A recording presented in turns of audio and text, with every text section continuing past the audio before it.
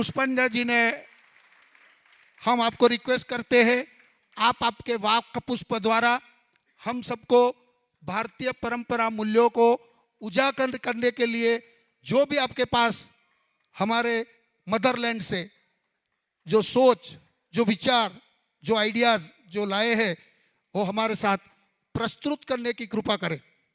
Thank you. आप सबका बहुत बहुत धन्यवाद।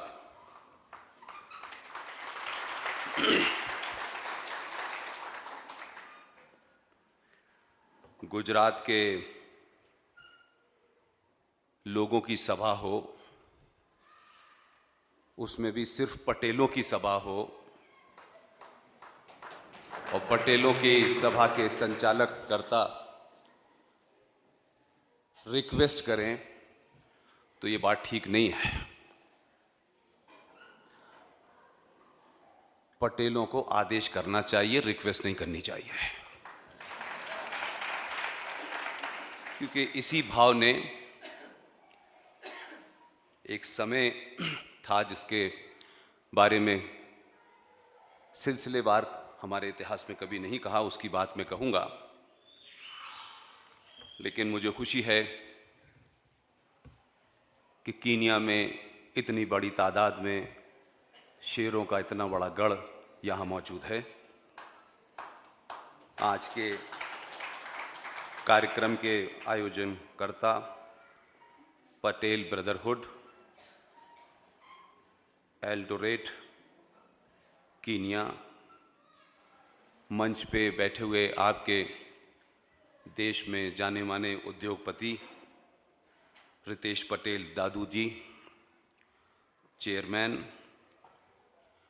और ये भी बात मैं आपको बता दूं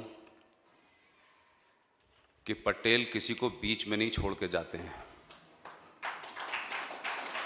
पटेल पक्का इंतज़ाम करते हैं और इतिहास में कोई भूल हो गई हो उसे दुरुस्त भी कर लेते हैं। अमेरिका से दो पटेल आए हैं मुझे कीनिया तक लाने के लिए, और ऐसा नहीं हुआ कि मैं ही थका हूँगा। दोनों उम्र दराज हैं लेकिन ये नहीं थके हैं। इन्होंने इंश्योर किया है कि कीनिया के हर जागरूक नागरिक तक मुझे ले जाना है, और इस काम को अरुण पटेल जी, हसमुख भाई पटेल जी पिछले 5-7 दिन से मेरे साथ हैं और इंश्योर करते हैं कि मैं मंच पे से डरूं ना, क्योंकि 2 पटेल ऊपर भी बैठे रहते हैं। आपके इस देश में मैं किसी को नहीं जानता था आज से कोई 10 दिन पहले तक। नैरोबी में एक फ़ोन मेरे पास गया अरुण पटेल जी के माध्यम से कि नैरोबी में कुछ लोग आपको बुलाना चाहते हैं। तो मैं बहुत देर तक सोचता रहा कि नैरोबी में कौन सुनेगा। मुझे अंदाज़ा नहीं था कि नैरोबी में इतनी बड़ी तादाद में भारतीय रहते हैं और ख़ासतौर से गुजराती रहते हैं। और यहाँ ये हाल हुआ कि मैं जब पटेल साहब के साथ दिल्ली से चला, एयरपोर्ट पे पहुँचा और यहाँ नैरोबी एयरपोर्ट पे उतरा तो बहुत सारे लोग मालाएं डाल रहे थे। तो मैंने उनसे कहा, भाई जिसने बुलाया है वो कौन है? तो आपके नैरोबी में रहने वाले विकास व्यास जी ने, जो ये लाल कुर्ते में बैठे हुए हैं, इनको देख के कोई नहीं कह सकता है कि इन्होंने मुझ जैसे आदमी की गारंटी ली होगी। लेकिन मैं पिछले 5-6 दिन से नैरोबी में इनके घर और इनकी श्रीमती नम्रता व्यास, लोग देखें, पटेल देखें कि कौन है नम्रता व्यास। खड़े तो होइए, खड़ी हो जाइए।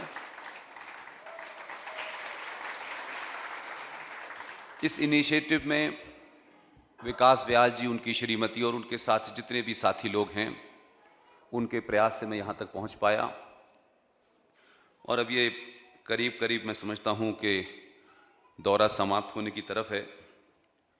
लेकिन क्योंकि पटेलों की सभा है तो इसलिए वो सच सबको बताना चाहिए कि अगर एक भूल न हुई होती,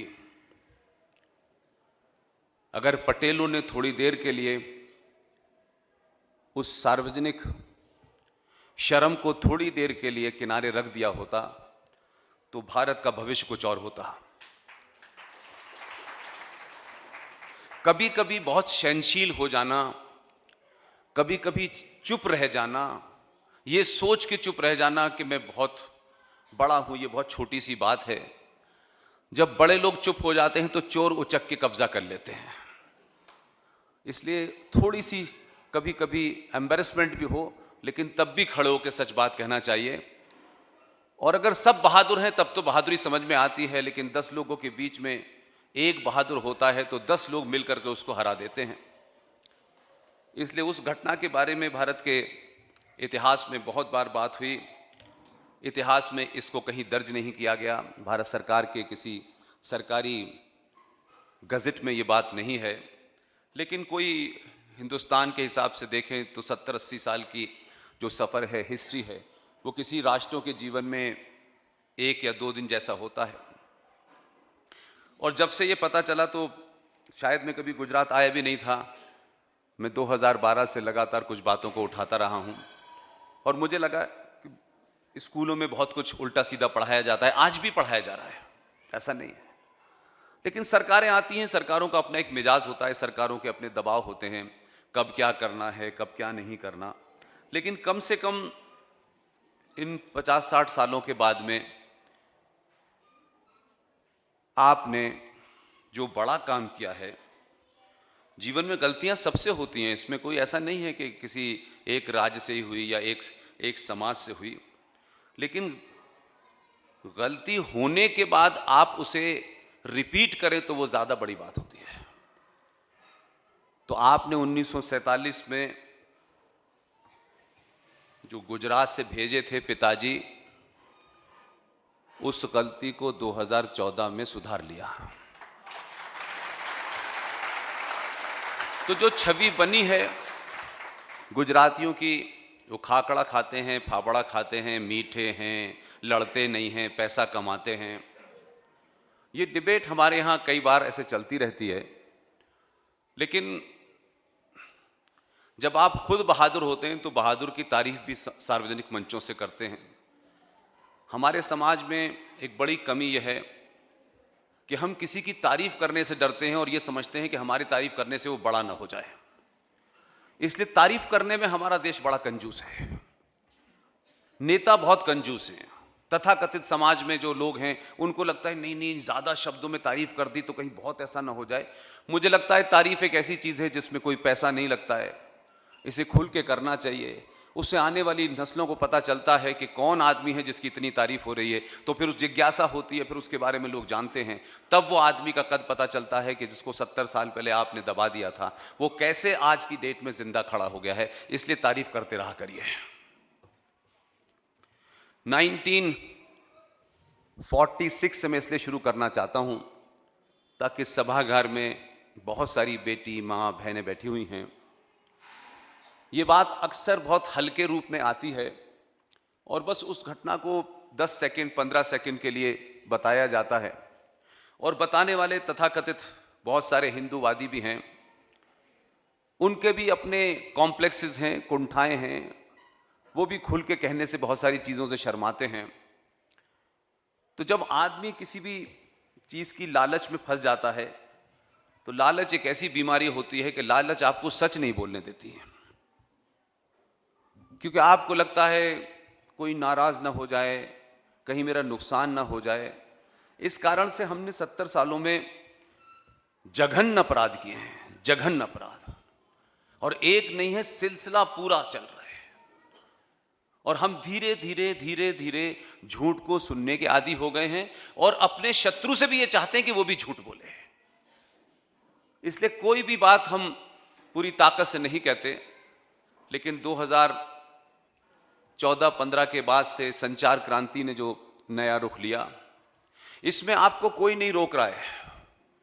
आप जो कहना चाहते हैं उसके लिए ऑल इंडिया रेडियो की, दूरदर्शन की जरूरत नहीं है, किसी अखबार के आप मोहताज नहीं हैं। अगर सच कुछ है तो जोर से बोलिए, इस देश में सोशल मीडिया पे पूरी दुनिया आपको सुन लेगी। मेरे और आपके बीच में कोई रिश्ता नहीं है, मैं गुजराती भी नहीं हूं, लेकिन क्या वजह है कि मुझ जैसे साधारण से आदमी को सुनने के लिए कीनिया के इतने गणमान्य करोड़पति अरबपति यहां बैठे हुए हैं। आप इस समय का सदुपयोग अपने बिजनेस के लिए कर सकते थे, लेकिन कोई बात आपके दिल तक पहुंची है जिसके कारण आप सब लोग इस हॉल में इकट्ठे हुए हैं। और मेरी कोई हैसियत ही नहीं है, मैं न किसी बड़े पद पर हूं न था, लेकिन कुछ बात आप तक पहुंची और उसके कारण आप यहां आए हैं। इसके लिए भी आपका बहुत बहुत धन्यवाद। मैं 1946 से ये घटना इसलिए शुरू कर रहा हूं कि ये पटेलों की सभा है। 1946 में 6 ऐसी घटनाएं हुई जिसको इतिहास में उसको क्रमबद्ध नहीं किया गया। एक घटना का जिक्र कहीं मिलता है और उसको डाइल्यूट करके बताया जाता है, दूसरी घटना का जिक्र कहीं और मिलता है, उसे डाइल्यूट करके बताया जाता है। इसलिए इतिहास में जब क्रोनोलॉजी आपकी ठीक नहीं होगी तो जो बात आप कहना भी चाहते हैं वो बड़ी डाइल्यूटेड लगेगी, उसका महत्व कम हो जाएगा। 1946 देश की 15 प्रांतीय असेंबली थी उस वक्त, और उनकी कोई गिनती 1585 सीटें थी।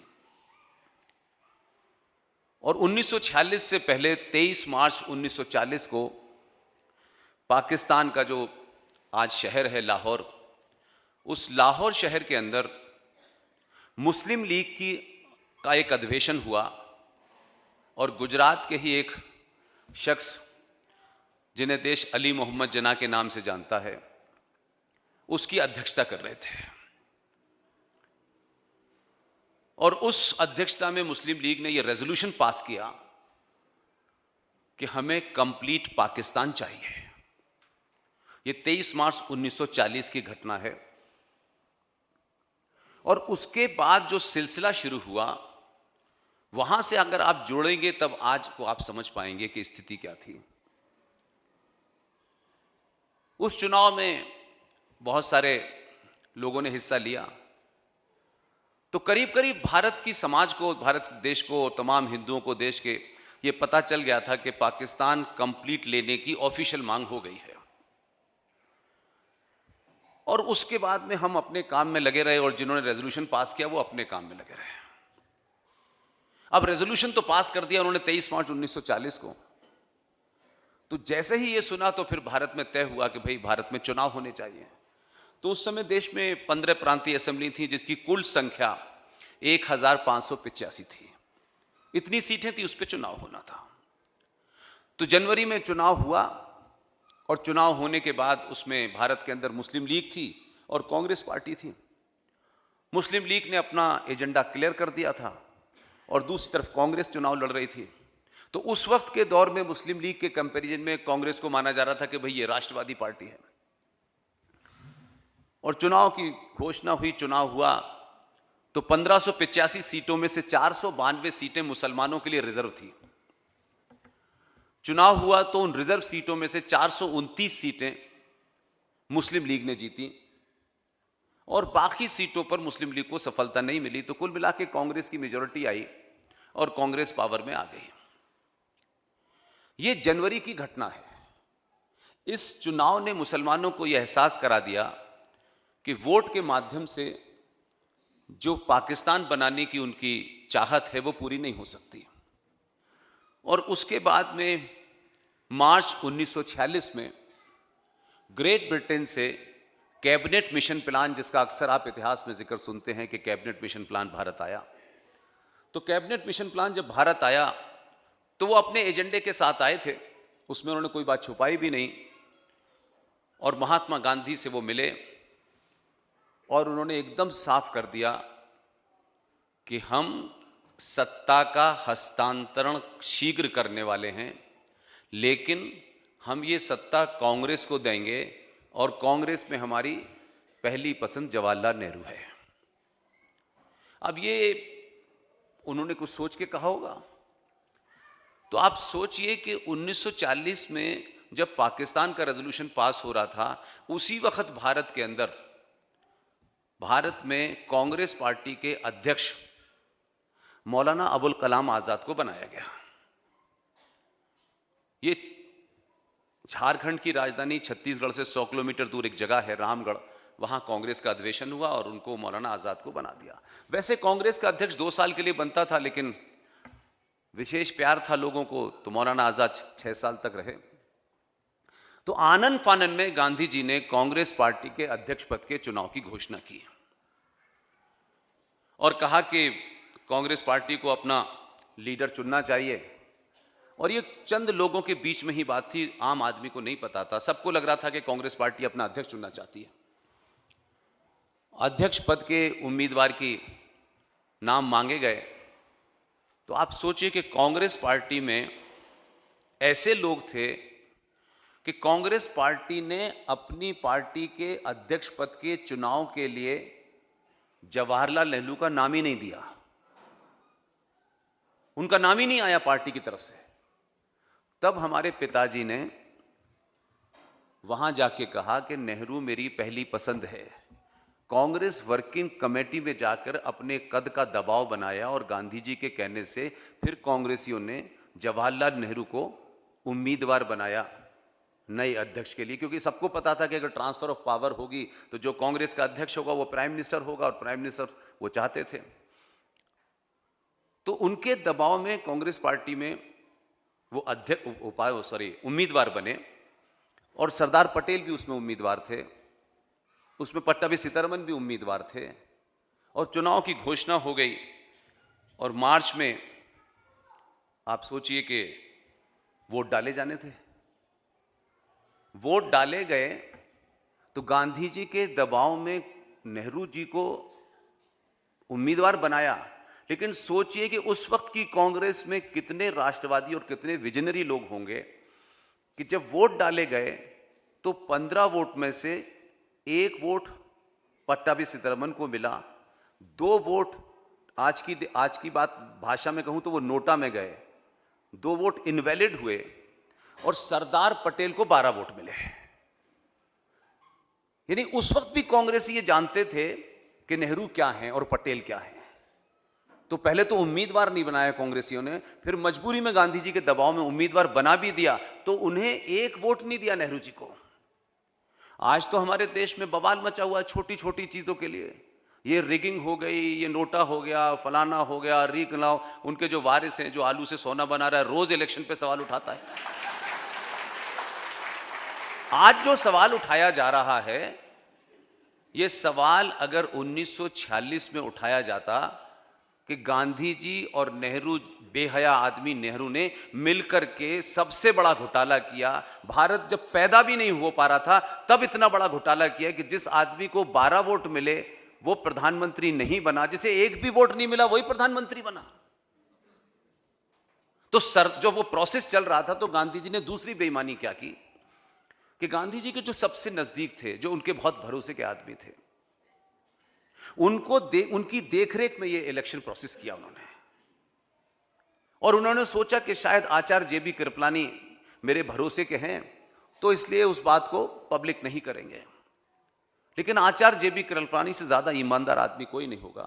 उनके चाहने के बावजूद भी एक चिट दी, दबाव बनाया और आचार्य जेबी कृपलानी ने को चिट दी गई कि सरदार पटेल को चिट पहुंचाई और कहा कि आप इलेक्शन प्रोसेस से हट जाइए। अब जरा एक सोचिए कि एक बहादुर आदमी उस प्रोसेस के अंदर बैठा हुआ हो, उस प्रोसेस में उसको 12 वोट मिलने के बाद उस पर चिट पहुंचाई जाए कि विड्रॉ कर लो, कितना बड़ा ह्यूमिलेशन होगा। उन्होंने विड्रॉ नहीं किया, दूसरी बार जब चिट पहुंचाई चिट फाड़ी और वो चले गए। और एक झूठ फरेब के साथ भारत की तथाकथित आजादी से पहले जो तथाकथित चुनाव हुआ उसमें पूरे तौर पे फ्रॉड हुआ और नेहरू देश के प्रधानमंत्री बन गए। ये घटना है अप्रैल की। और जब नेहरू बन गए तो मुसलमानों को और मुस्लिम लीग को लगा कि हमारा जो एजेंडा है वो तो फुलफिल होने वाला नहीं है, क्योंकि कैबिनेट मिशन प्लान ने साफ साफ कर दिया कि कोई इस तरीके का मामला तो होने नहीं जा रहा है कि भारत का विभाजन होगा। तो आप सोचिए कि अप्रैल में ये सब कुछ हो गया। अगस्त में एक घटना घटी जो कनेक्टेड है इस बात से, जिसको आइसोलेशन में बताया जाता है।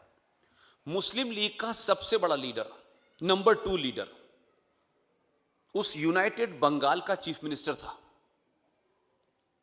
उस बंगाल के चीफ मिनिस्टर का नाम था हुसैन शहीद सोहरावर्दी। उस हुसैन शहीद सोहरावर्दी को यह अंदाजा हो गया कि सत्ता चुन गई है ज्यादा, क्योंकि उस वक्त कांग्रेस पार्टी का फेस था नेशनलिस्ट पार्टी, तो उनको पाकिस्तान नहीं मिलेगा। 16 अगस्त 1946 को हुसैन शहीद सोहरावर्दी ने अपने बंगाल की पुलिस को 2 दिन के लिए छुट्टी पे भेजा और फिर बंगाल के अंदर वो तांडव हुआ। कोई 10 से 12 हजार सनातनी हिंदू महिलाओं को सड़कों पे काट के पड़ी हुई थी लाशें उनकी। 12 से 13 हजार लोग मारे गए, उसमें 99% औरतें थी, सनातनी औरतें थी।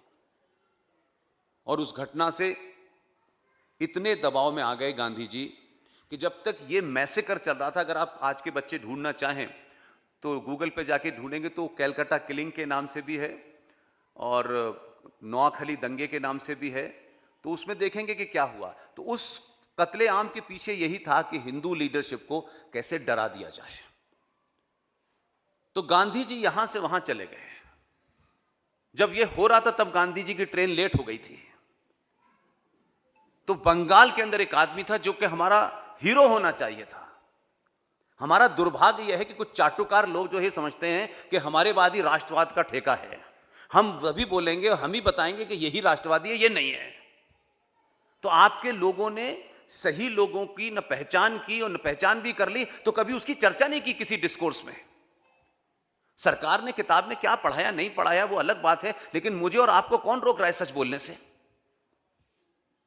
उस बंगाली ने तलवार उठाई और फिर उसने मारना शुरू किया। तो यहां से जो पिताजी गए थे वो अनशन पे बैठ गए कि मुझे अहिंसा पसंद नहीं है। आप सोचिए कितना बड़ा मक्कारी का मखौल है। न गांधी को शर्म थी, न नेताओं को शर्म थी, और उसके बाद में भी इन घटनाओं को बताने से लोग शर्माते हैं। अरे भाई, जो काम अपनी नेक्स्ट जनरेशन को आपको बताना चाहिए वो नेक्स्ट जनरेशन तय करेगी कि क्या करना है। झूठ बोल के छुपाने से नेक्स्ट जनरेशन कभी बहादुर नहीं बन सकती है।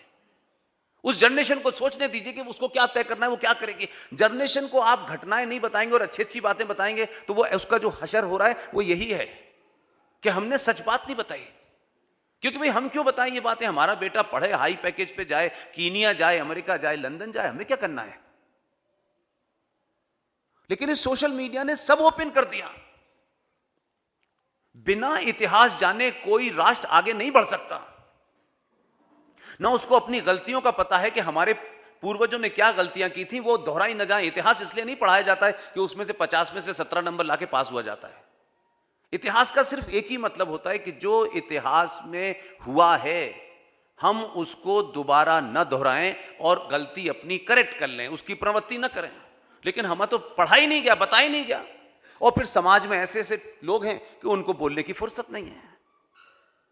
अगर ये बात आपको 20, 25, 30 साल पहले भी पता चलती तो जो आज जिस परिस्थिति में आप खड़े हुए हैं वो इतनी भयावह परिस्थिति नहीं आती, क्योंकि कोई ना कोई तो उसका इलाज ढूंढता ना। इन 20-25 सालों में भारत माता की जय, भारत माता की जय नारे लगाने से भारत माता नहीं मजबूत हुई और इतनी बड़ी किलिंग हो गई, खत्म हो गई। गोपाल पाठन उठा के मारना शुरू किया तो जब वो गांधी जी पहुंचे और बोले तुम हथियार डाल दो, तो गोपाल पाठन ने कहा कि जब तक मेरी मां बहनों का रेप हो रहा था गांधी जी तो आप तब आए नहीं थे और अब मुझसे आप कह रहे हैं हथियार डाल दीजिए। लेकिन उनका एक अजीब टाइप का था, इस पे वो मौन हो गए तो वो खुद हथियार लेके चला गया। ये अगस्त की घटना है। और 2 सितंबर को एक बेहया आदमी जो झूठ फरेब से अध्यक्ष बना पार्टी का, 2 सितंबर 1946 को लॉर्ड वॉविल ने भारत के प्रधानमंत्री की शपथ दिला दी नेहरू को, और वो तब से कबूतर उड़ा रहे हैं, उड़ रहे हैं कबूतर। अरे सच तो जानिए तब तो पता चलेगा ये पागल कहां से बक रहा है। कभी कमीज पे जनेऊ पहनता है, कभी कुर्ते पे जनेऊ पहनता है, क्या करता है वो, तो वो जानेंगे तब पता चलेगा कि इसका पागलपन क्या है। आप सोचिए कि भारत की जब दुनिया देखती होगी, आप तो विदेश में रहते हैं, हजारों लोगों से मिलते होंगे यहां, सोचते होंगे कि भारत आचार्य चाणक्य का भारत, भगवान राम का भारत, भगवान कृष्ण का भारत, ये कैसे लोग हैं कि ऐसे पागल लोग भी सरवाइव कर रहे हैं राजनीति में? कोई तो वोट देता है ना उनको, कोई तो जिताता है इसका मतलब आज भी ऐसे महामूर्ख लोग जो उसे प्रधानमंत्री बनाने पे लगे हुए हैं। तो कौन सा बदलाव हुआ? ऐसा नहीं कि उसको वोट देने वाले सब दूसरे ही मजहब के लोग हैं, लेकिन 2024 में ऐसे लोग भी जीतते हैं। इसमें हमारी गलती है एक समाज के तौर पर, हम आज भी वहीं खड़े हुए हैं। कोई दुनिया का सभ्यता जब तक अपनी गलतियों को करेक्ट नहीं करेगी, चाहे वो अच्छी हो या बुरी हो, उनका सार्वजनिक तौर पे बातचीत नहीं करेगी, वो समाज, वो देश कभी आगे नहीं बढ़ सकता है। सड़कें बना दी, हमारी इकोनॉमी बहुत हो गई, ये सब तो घटता बढ़ता रहेगा। पूरा विश्व जब दुनिया की बात आप करते हैं, तब भी भारत विश्व की इकोनॉमी में सबसे बड़ा कंट्रीब्यूटर था। लेकिन आज तो इकोनॉमी एक अलग हिस्सा है, लेकिन राष्ट्र जो है वो इकोनॉमी से नहीं चलता है। राष्ट्र इतिहास की गलत घटनाओं को ठीक करने से, अपनी आस्थाओं से, परंपराओं से चलता है। देश चलता रहता है। कभी कोई प्राइम मिनिस्टर, ऐसे प्राइम मिनिस्टर आए जो बात करते करते सो जाते थे, ऐसे विदेश मंत्री आए, यूएनओ में जाके खड़े हो गए, जब उनका नंबर आया तो वहां गए और अपनी मेज पे से कागज उठा के ले गए और पढ़ना शुरू कर दिया। जब पढ़ चुके एक पैरा तो भाई साहब, हमारे फॉरेन मिनिस्ट्री का एक आदमी भागा गया और नीचे से जाके उनसे कहा, सर ये वाला पुर्तगाल का भाषण, ये इंडिया का, ये पढ़िए। आप सोचिए कि आप विदेश में रहते, थोड़ी देर के लिए सोचिए, और आपकी पहचान, आप अरबपति भी हो जाएं, खरबपति भी हो जाएं, आप गुजरात के हों, आसाम के हों, लेकिन दुनिया तो आपको भारत के नाम से जानती है। क्या सोचेंगे लोग? आचार्य चाणक्य के देश में कैसे कैसों को चुनाया आपने कि वो विदेश मंत्री उठा सोता हुआ सा और जाके पढ़ना शुरू कर दिया उसने, और उसके बाद वो भारत का भाषण पढ़ा उसने। अब अगर दुनिया हमको मूर्ख समझती है तो क्या गलत समझती है क्या? एक बार नहीं, बहुत सारे लोग हैं, मैं जो किस्से सुनाता रहता हूं, कार में बैठे होते हैं हंसमुख भाई और ये तमाम सारे, अरुण भाई पटेल, मैंने कहा इतने किस्से हैं कि किताब लिखी जा सकती है। भयानक किस्से हैं। एक देश में हमारे एक रक्षा मंत्री बने, वो रक्षा मंत्री बेचारे उत्तर प्रदेश से थे। अब जो भी, यानी भारतीय राजनीति में कम से कम 8-10 जो मंत्रालय हैं, उनकी स्थिति बता रहा हूं। बाकी मंत्रालयों में तो आपके भारत के अंदर ही गलती होगी, पता नहीं चलेगी, लेकिन विदेश मंत्रालय, रक्षा मंत्रालय, ये सारे वो मंत्रालय हैं जिससे दुनिया आपको देखती है, उस मिनिस्टर को देखती है जब वो बाहर जाता है। वो बाहर से जब लोग आते हैं, जब उनसे वो हाथ मिला, तब देखते हैं कि ये कैसे लोग हैं भाई। एक रक्षा मंत्री भारत में इतने महान थे कि हाई पावर मीटिंग में उनको चेयर करना था और रक्षा मंत्री बैठ गए। एक बेचारा टॉप लेवल का जनरल उठा और उसने कहा कि आज की कार्रवाई शुरू की जाती है। तो एक ब्रिगेडियर आया, उस ब्रिगेडियर ने, बेचारे ने खड़े होकर के इसी तरीके से लैपटॉप खोला और उसने कहा कि माननीय रक्षा मंत्री जी, अब हम पावर पॉइंट प्रेजेंटेशन देंगे। रक्षा मंत्री इतने महान थे, उन्हें कुछ सुनाई नहीं दिया, उन्हें एक ही शब्द कान में गया, वो खड़े हो गए और थोड़ा तुतला के बोलते थे। उन्होंने कहा, जब आप रक्षा मंत्रालय की मीटिंग कर रहे हैं तो पावर मिनिस्ट्री की बात यूं क्यों कर रहे हैं आप? भाई साहब, मैं तो कह रहा हूं वो लेफ्टिनेंट चक्रा के गिरे ही नहीं, बस यही बड़ी बात है। मतलब उसको सरे महफिल, उस मूर्ख डिफेंस मिनिस्टर ने, वो पावर पॉइंट प्रोग्राम की बात कर रहा है, वो पावर मिनिस्ट्री समझ रहा है। तो आप वहां से चले हो। तो जो लोग ये समझते हैं कि बस ये 10 साल में खट कर दे, हमको आलू, चावल, पानी, बिजली सब फ्री भी दे दे और राष्ट्र को आचार्य चाणक्य युग में भी ले जाए, ऐसा नहीं होता है भाई साहब। बहुत जल्दी में है भारतीय, सब चाहते हैं कि इसी ट्रेन पे जल्दी से कुछ मिल जाए, बस खत्म। हम 70 सालों से वोट तो इसी पे दे रहे हैं और इस पे देते हैं तो हर पार्टी हिंदू को खरीदती है। सबने बोली आप ही के लगाई है। कोई 1000 रुपए और एक साड़ी दे रहा है, अब उस महापुरुष से पूछो कि साड़ी अकेले नहीं पहनी जाती है, साथ में कपड़ा और देना पड़ता है, लेकिन चल रहा है हमारे यहां।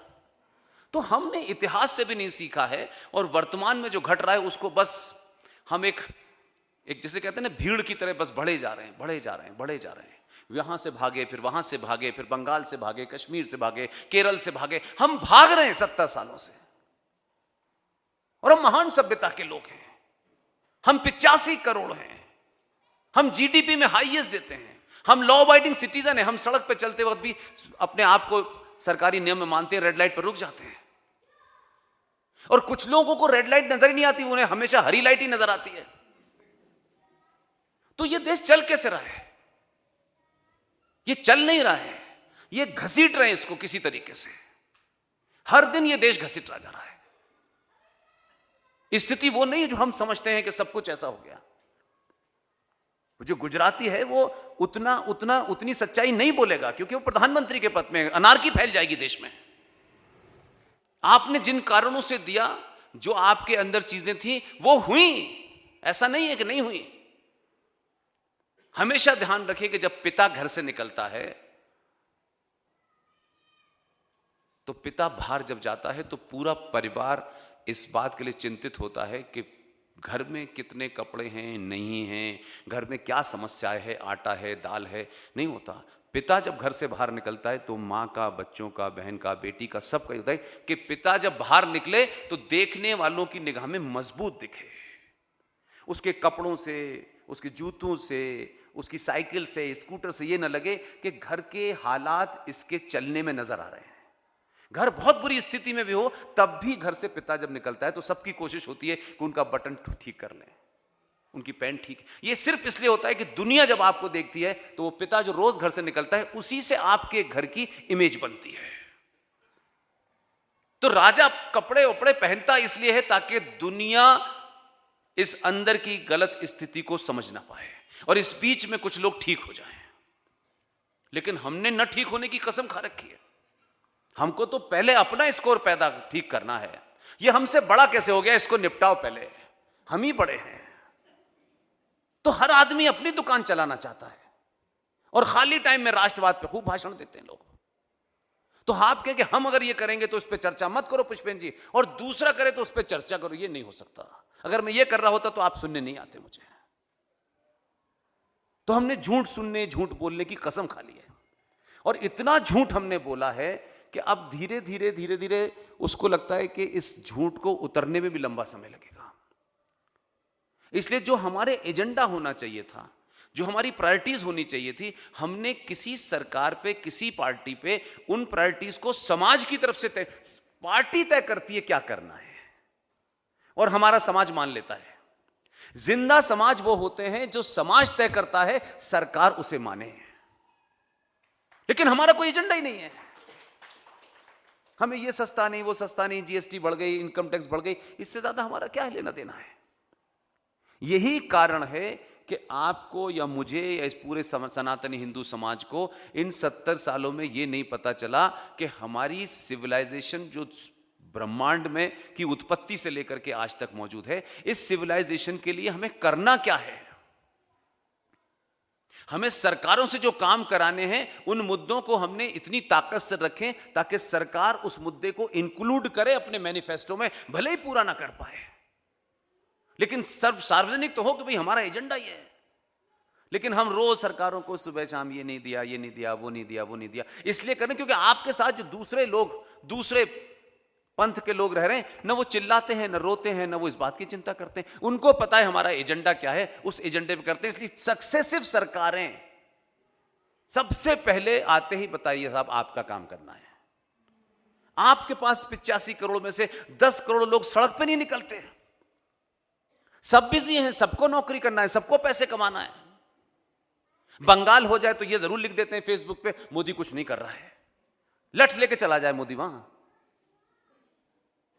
तो हम कुछ नहीं करने वाले हैं, हम चिल्लाएंगे भी नहीं। दिल्ली में हो जाए, बंगाल में हो जाए, बस हम बिजी हैं। 89-90 में कश्मीर हो गया, 2,500 हिंदुओं को मार दिया गया, 2.5 लाख लोग कश्मीर से बेघर हो गए, आपको पता ही नहीं चला। हिंदू समाज उसके लिए एक फिल्म का इंतजार कर रहा था, एक फिल्म बनेगी तब हमें पता चलेगा। वो जो सब्जी बेच रहा है, जो पंचर जोड़ रहा है, जो आपके घर के 12-12 एसी को ठीक करने आ रहा है, उसको पता है फलस्तीन में कौन मारा जा रहा है। वो उसकी इंफॉर्मेशन देखिए, उसके जीवन में फलस्तीन नाम की कोई चीज है नहीं, लेकिन उसको पता है कि फलस्तीन में क्या हो रहा है। उस पर तो फिल्म नहीं बन रही जिससे बताएं कि फलस्तीन में इजराइल क्या कर रहा है और क्या किया था, लेकिन कश्मीर पे भी फिल्म बनेगी, फिर केरल में क्या अच्छा इसके लिए फिल्म बनाओ, फिर फिल्म बना के हम देखेंगे, फिर लोग कहेंगे भाई हमने 100 टिकटें स्पॉन्सर कर दी हैं, जाके देखो। वो देख के आने के बाद वो भी फिर किसी को नहीं बता रहे। तो ये हमारे मरने और सड़ने की दशा हो चुकी है। हम जिंदा लाशों की तरह घूम रहे हैं। एक बेटी का रेप यहां हुआ, वो फ्रिज में मिली, दूसरी सूटकेस में मिल रही है। हम 10 सेकंड की ये खबर देखी, सरकार कुछ कर नहीं रही है, 2-3 गाली और दे दी सरकार को और फिर चद्दर ओढ़ के लेट गए। फिर अगले दिन कुछ हो गया, फिर 2-3 मिनट की कुछ हमारे अंदर वो हुई, तेजना भूल गए और फिर कहा कि यार कुछ नहीं हो सकता इस देश का, यार चलो झोला उठाओ कीनिया चलते हैं। मैं आप पे नहीं कह रहा, मैं एक लार्ज सेंस में कह रहा हूं। उससे समस्या का हल नहीं होगा। हमको पता ही नहीं है कि हमें करना क्या है। इसलिए सरकारों ने संसद में बैठ करके वो जघन्य अपराध किए जो आप कभी सुनने नहीं चाहते, देखने नहीं चाहते। कम से कम अब सनातनी 2024 के भारत में, इस सोशल मीडिया में, इस संचार क्रांति में सेकंडों में फ्री में पता चल जाता है। उसके लिए अखबार भी खरीदना नहीं पड़ता, आप वो भी नहीं पढ़ना चाहते। और क्योंकि जब समाज लालची होता है तो नेता भी उसमें ऐसे ही निकलते हैं, इसलिए वो इन एजेंडों को बताते नहीं। हमारे मठ मंदिर सब शामिल है इसमें। जो काम मंदिर के पुजारी को बताना था वो भी नहीं बता रहा, उसको अपनी दुकान चलानी है। जो 4 शंकराचार्य हैं उसमें 12 शंकराचार्य हो गए। भाई ये क्या किसी दूसरे मजहब वाले ने आपको कह दिया कि अब 4 की जगह 15 शंकराचार्य करो, एक दूसरे के खिलाफ मुकदमा करो? कोई इंस्टीट्यूशन सनातनी हिंदू समाज का प्योर बचा है? सरकार को तो आप दोष दे, शंकराचार्य 4-4 5-5 हैं और खुद ही शंकराचार्य, एक शंकराचार्य दूसरे शंकराचार्य के खिलाफ केस लड़ रहा है। मंदिरों में भजन घंटी बजाई, अच्छी बात है, उस पर विरोध नहीं है, लेकिन मंदिर के अंदर की घटनाओं को तो पुजारी को पता होना चाहिए। वो पुजारी जो पूजा करा रहा है वो कभी समाज में आता है कि मंदिर में ही सो जाता है? समाज में मिलता है लोग तो उनको तो बताता है कि भाई साहब आप लोगों को पता नहीं है, मंदिर के ऊपर ये कानून बना हुआ है। तो हो सकता है बहुत सारे लोग जो मंदिर न जाते हों या मंदिर जाते हों तो आस्था के कारण वहां थोड़ी देर रुकते हो, लेकिन पंडित जी को तो रोज पता है ये बात। तो पंडित जी अगर पिछले 50 साल में यही बता देते कि ये ऐसा ऐसा हो रहा है, ऐसा समय नहीं क्या उनके पास बताने का? उनको अपनी फुर्सत नहीं है। तो वो जो कानून बने वो आप ही पे बने, किसी और पे बने नहीं। इसलिए भारत के सनातनी हिंदू मंदिरों को, चाहे वो ईसाई हो, जैन हो, बौद्ध हो, सिख हो, मुसलमान हो, उनके जितने भी आस्था के केंद्र हैं, उन आस्थाओं के केंद्र पर उनके लोग जाकर के 10 रुपए चढ़ाते हैं, 5 रुपए चढ़ाते हैं, 1 रुपया चढ़ाते हैं। हमें एक घुट्टी पिलाई गई, हम सेकुलर हैं। तो जितने समाज आपके साथ रह रहे हैं, जब सारा देश सेकुलर है, संविधान सेकुलर है, जब सब बराबर हैं, सबके अधिकार बराबर हैं, तो मैं पूछ रहा हूं आपसे कि गिरजाघर से, मज़ारों से, गुरुद्वारों से, वहां का कंट्रोल सरकार के पास नहीं है। वहां चढ़ने वाला करोड़ों रुपए का चंदा सरकार छूती नहीं है। तो फिर भारत के मंदिरों पे का एडमिनिस्ट्रेशन सरकार के पास है और कोई 3.25 लाख करोड़ रुपया सालाना हमारे मंदिरों पे चढ़ता है जो सरकार ले जाती है आपसे। तो पंडित जी को हल्ला मचाना चाहिए था ना कहीं किसी मीटिंग में कि भाई देखो आपको पता नहीं, आप तो मंदिर आते नहीं हो, लेकिन ये कानून बन गया है और करोड़ों रुपया सरकार ले जाती है और हमारे मंदिर पे खर्च नहीं करती। तो एक तरफ सेकुलरिज्म में सब बराबर हैं, दूसरी तरफ हमारे मंदिरों का कंट्रोल जो है सरकार के पास है और चढ़ने वाला चढ़ावा भी उनके पास है। तो पंडित जी ने अपनी पूजा कराई, 2-4 रुपए लिए चले गए, तो कोई पूछने वाला नहीं है, क्योंकि हर आदमी जो है वो सिर्फ प्रधानमंत्री बनने की लाइन में खड़ा हुआ है। हर आदमी को टिकट चाहिए। कहते हैं कि हमने सन्यास ले लिया, अच्छी बात है, सन्यास ले लिया और एमएलए की टिकट मिल जाए इसकी लाइन में खड़े हुए हैं, ये गजब का सन्यास है। तो इससे जो नई जनरेशन है ना, वो आपको और हमारी तरफ जब देखती होगी, पता है इनका कुछ नहीं हो सकता, हमको अपने मुद्दे ही नहीं पता, हमको अब शत्रु बोध ही नहीं है। दो बीमारी सनातनी हिंदू को है, एक उन्हें शत्रु बोध नहीं है और उन्हें हर बात पर अपने शत्रु का अनुमोदन चाहिए।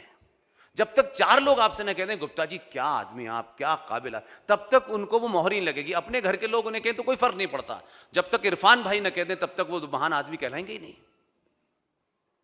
न अपने शास्त्रों का ज्ञान है, न दूसरे की उस किताब का ज्ञान है कि ये किताब है क्या। इसलिए सुनी सुनाई, इन्होंने ये बता दिया, उन्होंने ये बता दिया, ये सारा पाखंड 90% जो समस्याएं भारत की, ये हिंदुओं के कारण है। कोई नेता नहीं कहेगा क्योंकि उसके वोट का चक्कर है, मुझे वोट नहीं लेना आपसे। 99% चीजों में हम इन्वॉल्व हैं, हमने झूठ फैलाया है। जितने भी और लोग हैं उन्होंने झूठ नहीं फैलाया।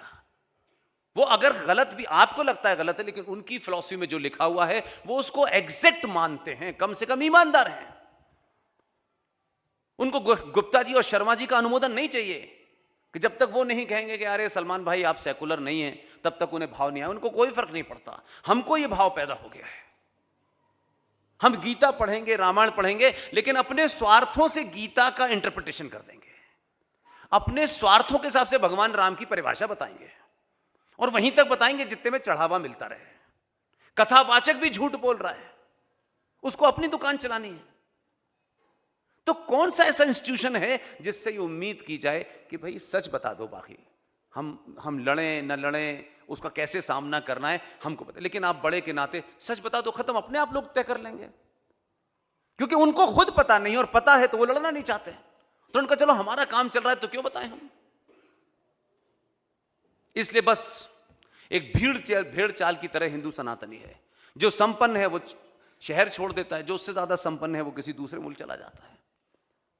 इससे समस्या सॉल्व हो गई क्या? भारत में 2011 का सेंसस क्या कहता है? 90% लोगों को पता ही नहीं होगा, क्योंकि हमें क्या लेना देना है, मैं, मेरी जाति, मेरा घर, मेरा बेटा, मेरी बेटी, खत्म, कहानी सिंपल एनफ। बाकी से हमको क्या मतलब है? बीच बीच में हम भारत की बात करेंगे, बहुत हुआ तो वोट देने चले जाएंगे।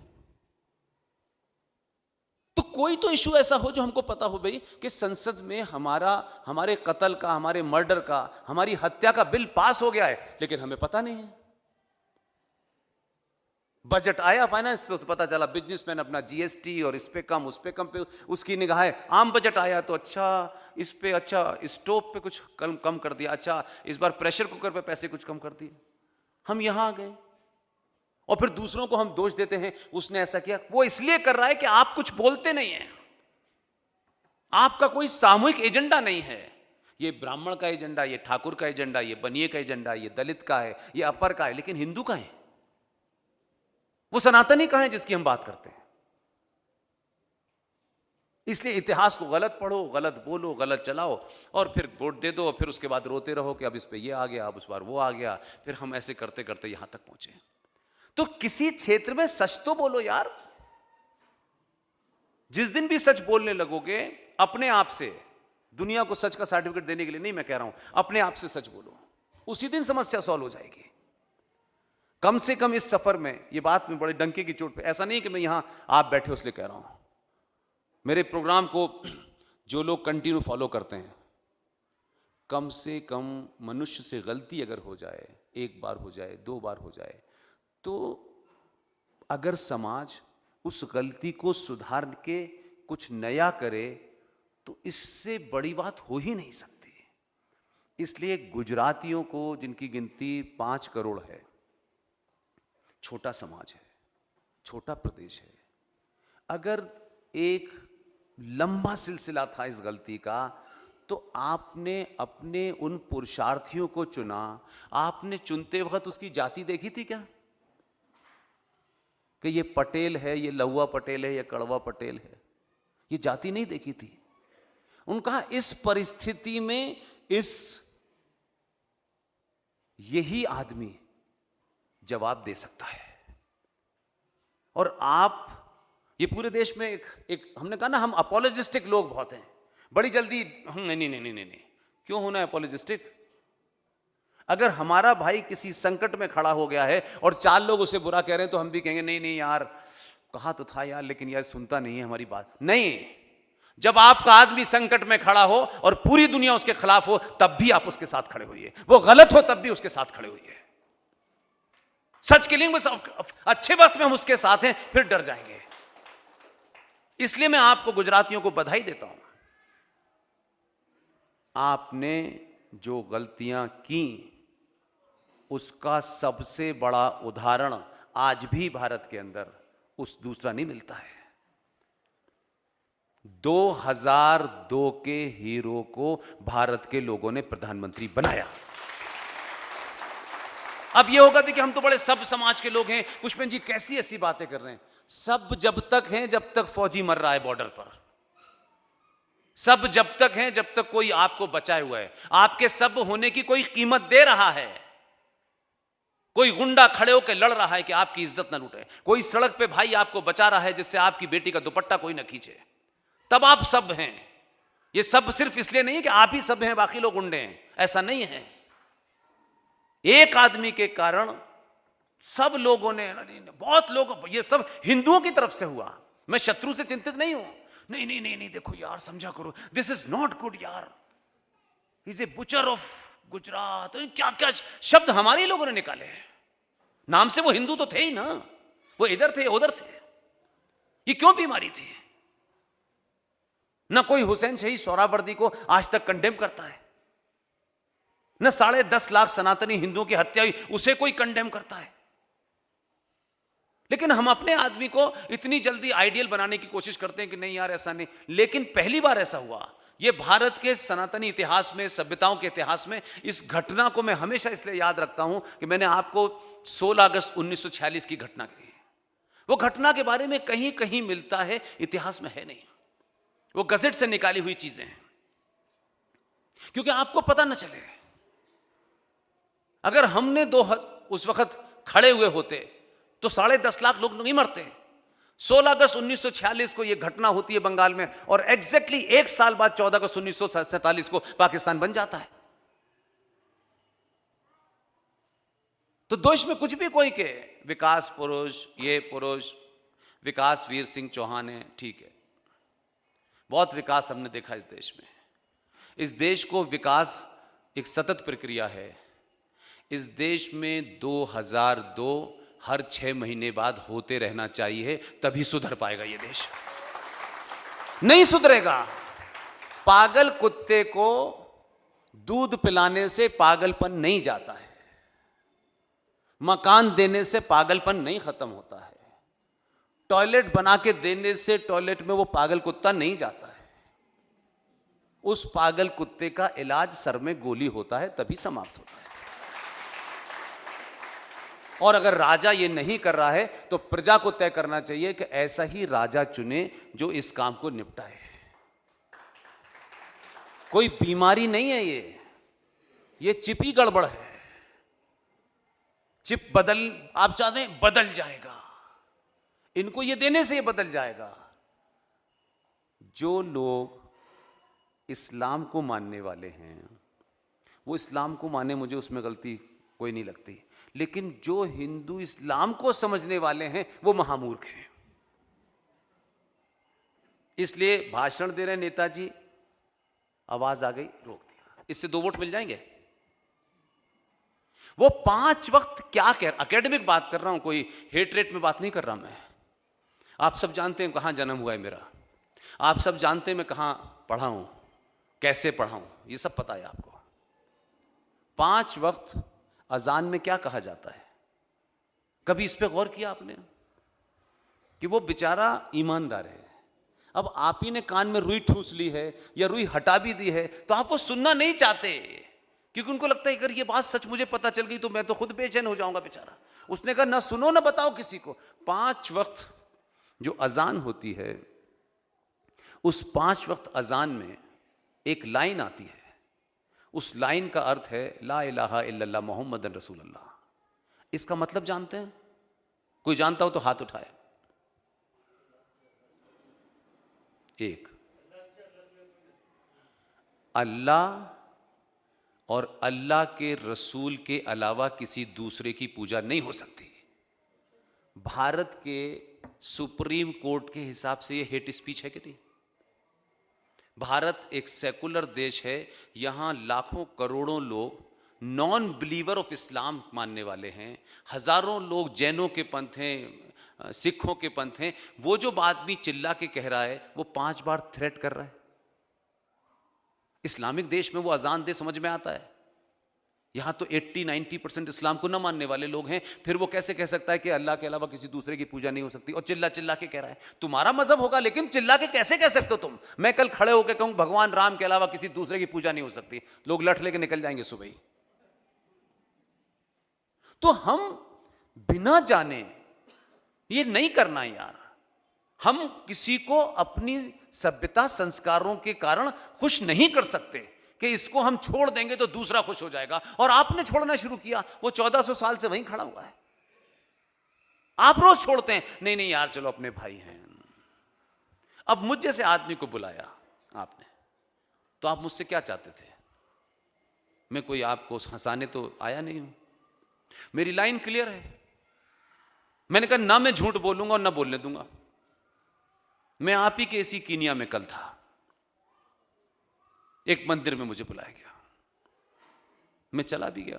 जब मैं आया हूं तो मैं ना तो करता नहीं किसी से। तो वहां कोई 40-50 लोग थे। मुझे जानते हैं मैं क्या बोलता हूं, मैं किसी के खिलाफ नहीं बोलता। मैं अगर वो बैठे हो कोई बीच में तो वो मुझसे सवाल पूछेंगे, पूरा कुरान शरीफ पढ़ा दूंगा उनको मैं तबीयत से।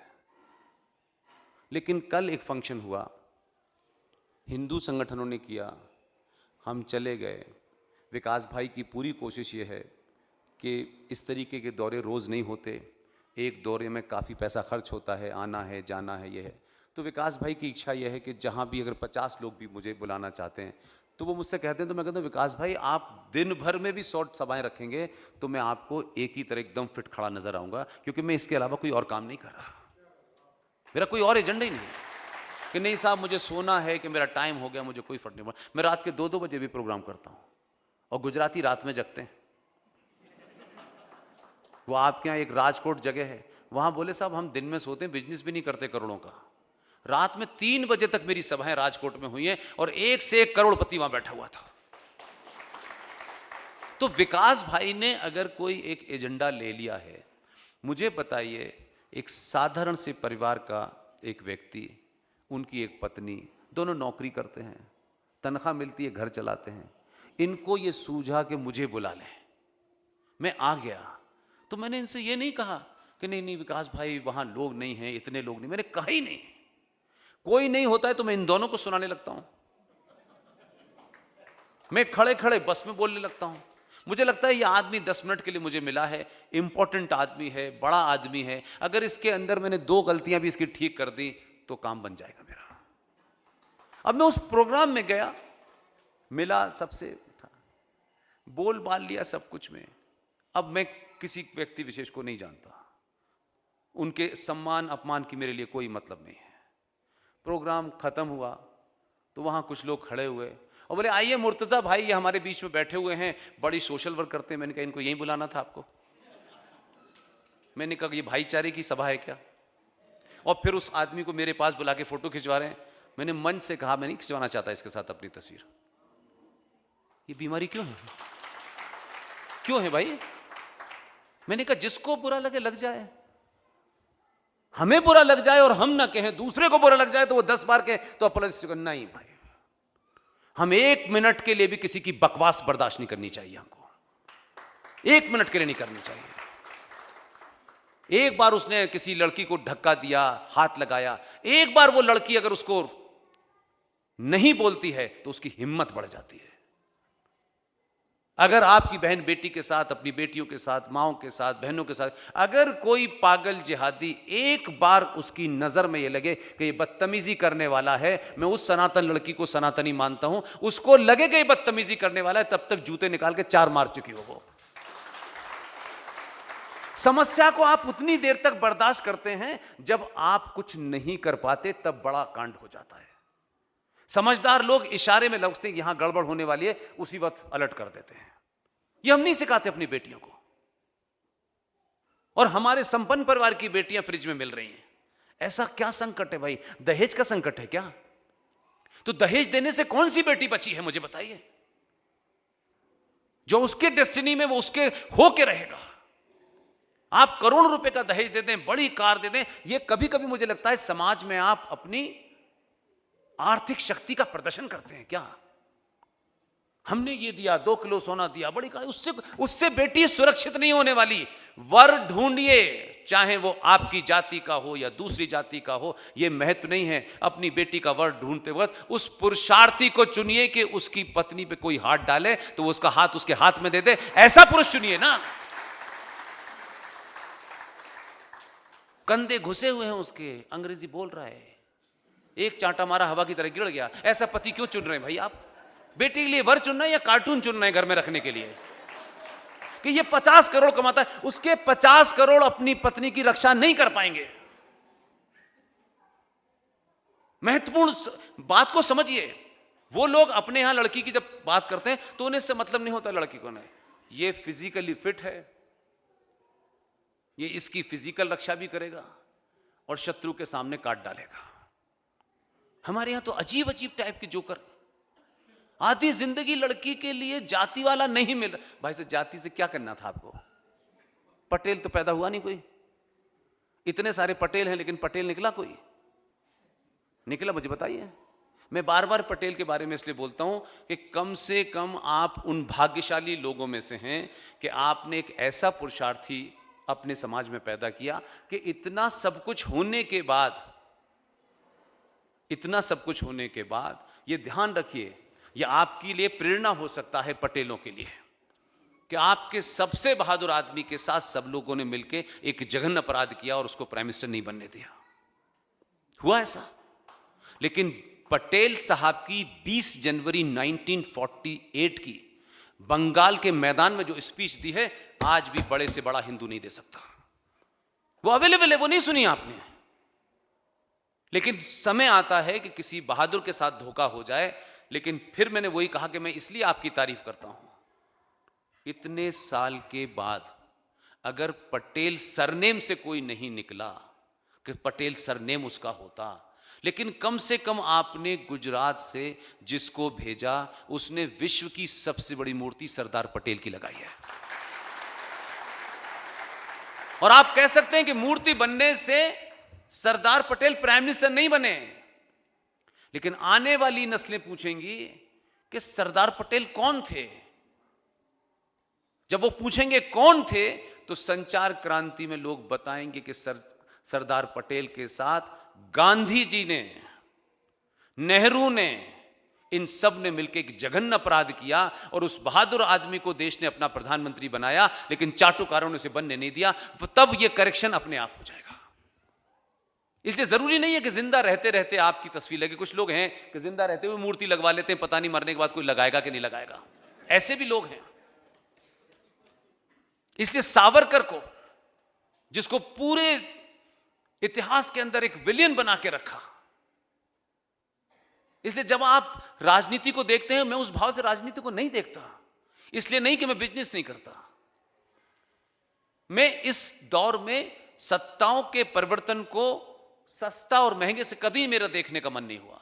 मैं ये देखता हूं कि दुनिया की सबसे पुरानी सभ्यता की जो हम बीच में जो तोड़फोड़ हुई है, कम से कम इस समाज में ये बोध पैदा करने में कुछ हद तक कामयाब हो गया कि आपके सनातन सभ्यता की पुनर्स्थापना के जो बड़े बड़े एजेंडे थे वो उसी को उठा रहा है। आपको लगता है राम मंदिर मिल गया? मिला नहीं है, जूता रख के लिया है उसने। ये जो व्यवस्था है ना, जैसे हम अरे साहब ये काले कोट वाले बड़े भयानक हैं, इनसे बड़ा मक्कार कोई नहीं है। नाक रगड़ के लिया उसने। अब ये सार्वजनिक मंचों से कहने की बात नहीं है, कह चुका हूं बहुत बार।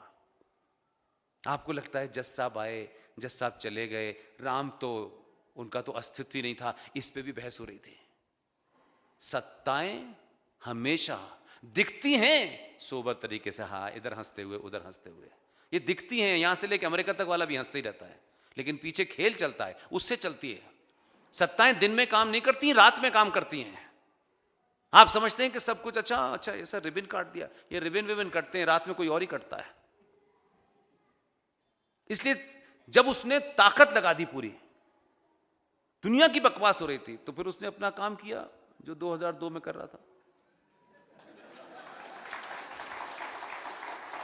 जज साहब वही थे, कोर्ट वही थी, महा ज्ञानी जज थे भाई साहब।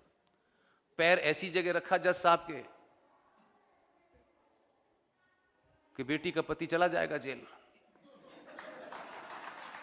अब उन्हें बेटी याद आ रही है तो सडनली राम याद आ गए। उनका भाई साहब कि बेटी तुम्हारी खतरे में होगी मैं नहीं जानता, लेकिन फैसला नहीं आया तो दामाद चला जाएगा। उनका दामाद बचाना है या मंदिर बचाना है तुम तय कर लो। जज साहब निकले बाहर, बाहर आके एक बयान दिया उन्होंने, मंदिर पे फैसला 40 दिन में दूंगा। किसने कहा है तुमसे 40 दिन में देने की? कल तक तो कह रहे थे कि राम मंदिर है ही नहीं, कह रहे थे ना। इसलिए सत्ताओं के जो काम करने का तरीका होता है वो दुनिया में यही है। कम से कम इतनी गलतियों के बाद, इतने लालच के बाद, इतनी गुलामी के बाद अगर कोई आदमी मिल गया है तो उसका मैक्सिमम इस्तेमाल करो। इसलिए मत हराओ कि इसने चावल सस्ता नहीं दिया है यार। राम मंदिर का फैसला और 370 का फैसला जब वो कुर्सी से हटेगा तब और जोर से चिल्ला के बताऊंगा। मैं तो बताता हूं, मुझे तो कोई फर्क पड़ता नहीं है, मैं कोई उनकी सरकार में थोड़े नहीं हूं। मुझसे कोई कहेगा आपको कैसे पता चलेगा, आप ही को पता है, मुझे भी तो पता है, ऐसा थोड़ी नहीं कहते। लेकिन अगर अपने आदमी ने यह काम एक सभ्यता के पुनर्स्थापना के लिए कहा तो हमको ताकत के साथ खड़ा होना चाहिए था। लेकिन हमने उसी फैजाबाद में अयोध्या की सीट हरा करके मैसेज दिया कि हमको आलू सस्ता चाहिए, मंदिर मंदिर से कोई मतलब नहीं है। दुनिया में मैसेज दिया आपने कि नहीं दिया मुझे बताइए। जो दुनिया आपको सोचेगी कि हम सनातन सभ्यता की बात करते हैं, हम सिविलाइजेशन की पुनर्स्थापना की बात करते हैं, लेकिन एक आदमी ने कैसे दिया कैसे नहीं दिया, उसके उस कोशिश पे आप कहीं और हरा देते तो कोई दिक्कत नहीं थी, लेकिन एन उसी जगह हराना था। उसमें अपने भी आपके शामिल, एन उसी जगह हराना था जहां से वो योद्धा 2 बार जीता था। ये मैसेज दुनिया में जाएगा, इतिहास लिखा जाएगा, तब कहा जाएगा कि इस देश के सनातनी हिंदुओं ने एक ऐसा प्रधानमंत्री जिसको तिलक लगाने पे किसी किस्म की कुंठा नहीं थी, जिस संसद के अंदर हिंदू शब्द बोलने से लोग डरते थे। तिलक तो बहुत दूर की बात है, और वो तिलक अपने लिए नहीं लगा रहा था कि वो तो यहां 15 साल रहा था, सुबह से शाम माथा टेक लेता, उसे क्या फर्क पड़ना था। उसको जब आप उस नजरिए से देखेंगे तब आपको लगेगा ये है। जब आप उसको कास्ट में देखेंगे, मेरा तेरा करके देखेंगे, ये मिश्रा जी नहीं है, ये शर्मा जी नहीं है, ये ठाकुर साहब नहीं, इस नजरिए से देखेंगे तो आप जिंदगी भर किसी सच को सच कहने से घबराएंगे। पूरे देश ने राम मंदिर की चर्चा की, लेकिन जो दूसरी चर्चा होनी चाहिए थी जिससे आपका तर्क मजबूत होता, इस जनरेशन के सामने आप अपनी बात कह पाते कि बेटा राम मंदिर की पुनर्स्थापना सिर्फ हम नहीं कर रहे, राम मंदिर में पूजा नहीं हो रही इसलिए नहीं कर रहे, वो हमारी आस्था का विषय है, लेकिन राम मंदिर सनातन सभ्यता की पुनर्स्थापना का एक एजेंडा है। अगर राम मंदिर उसने स्थापित किया तो हम सब क्यों भूल गए कि जब पूरे विश्व के अंदर विश्वविद्यालय का कंसेप्ट नहीं था। ये बच्चे बेचारे आज के जो मैगी वाले और लैपटॉप वाले बच्चे हैं, ये समझते हैं कि ऑक्सफोर्ड ही है, कैम्ब्रिज ही विश्वविद्यालय है, और हम बहुत ही पिछड़े लोग हैं, हमारे यहां तो कुछ है ही नहीं। इनको बताइए कि जब बेटा हम भी नहीं थे, हमारे पूर्वज भी नहीं थे, जब दुनिया को ABCD नहीं पता था, तब विश्व का पहला विश्वविद्यालय नालंदा हमारे पास था, और उस नालंदा को, हमारे आस्था के केंद्र राम मंदिर को बाबर ने तोड़ा, और हमारे उस शिक्षा के केंद्र को एक आताताई इस्लामिक रूलर ने तोड़ा। 90 लाख किताबें जलाई गई, 4 से 5 साल तक वो किताबें जलती रही। तो नालंदा भी तो पुनर्स्थापित हुआ, तो नालंदा भी सनातन सभ्यता की पुनर्स्थापना का एक हिस्सा है। अगर यह सिलसिला किसी ने 70-80 साल के बाद शुरू किया है, जहां देश का पहला प्रधानमंत्री फ्रॉड प्रधानमंत्री, झूठ से बना हुआ प्रधानमंत्री, यह कहने में शर्माता हो और अपनी किताब में लिखता है I am a accidental Hindu.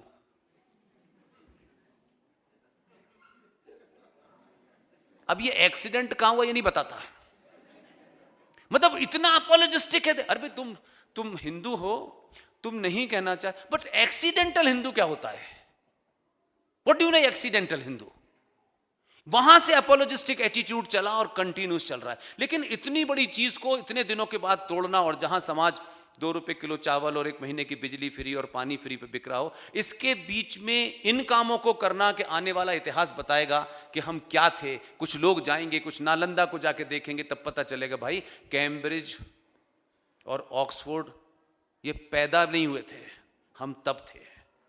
तो आप में वो भाव पैदा होगा कि ऐसा नहीं है कि आज हम थोड़ा सा हमारा वक्त खराब चल रहा है तो दुनिया हमको ऐसी हाथ मार के निकल जाएगी। और उनमें से कोई पुरुषार्थी पैदा हो गया है तो फिर उसके साथ देते वक्त ये बिल्कुल मत सोचिए कि ये हमारा जाति का है कि नहीं है। उस वक्त आंख बंद करके खड़े हो जाइए। जब तक 4-6 ऐसे पुरुषार्थी पैदा न कर लें तब तक साथ मत छोड़िए। ये मझधार में छोड़ करके आपने कोई बड़ा काम नहीं किया। महाराणा प्रताप आए तो वहां से पता चला कि किले की कुंडी अंदर से खोली जा रही है। अपने ही लोग बाहर के लोगों से मिले, मुगलों के पूरे दौर में मिले, अंग्रेजों के पूरे दौर में मिले, हमारे अपने लोगों ने बाहर वालों से मिलकर के भारत के अंदर हत्या करने का लाइसेंस दिया। यह भी इतिहास में लिखा जाएगा कि जिस योद्धा को लेकर के ये इतने परेशान थे, इतने 500 साल से लड़ाई लड़ रहे थे, अरे एक बार सोच ही लेते यार क्या फर्क पड़ने वाला है अगर आलू या प्याज या आटा या दाल ये सस्ते नहीं होंगे तो हाँ क्या मर जाएंगे हम? कोई मरा है आज तक कि दाल महंगी हो गई चावल महंगा? नहीं था ना। लेकिन इस बुनियाद पे आपने एक ऐसे आदमी को हराया, खास तौर से गुजरातियों के लिए,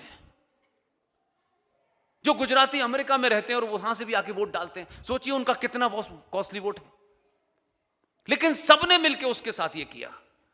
ये किसी प्रधानमंत्री, किसी मोदी विशेष नाम की बात नहीं कर रहा हूं। अगर ये मानसिकता है तो ये खतरनाक मानसिकता है।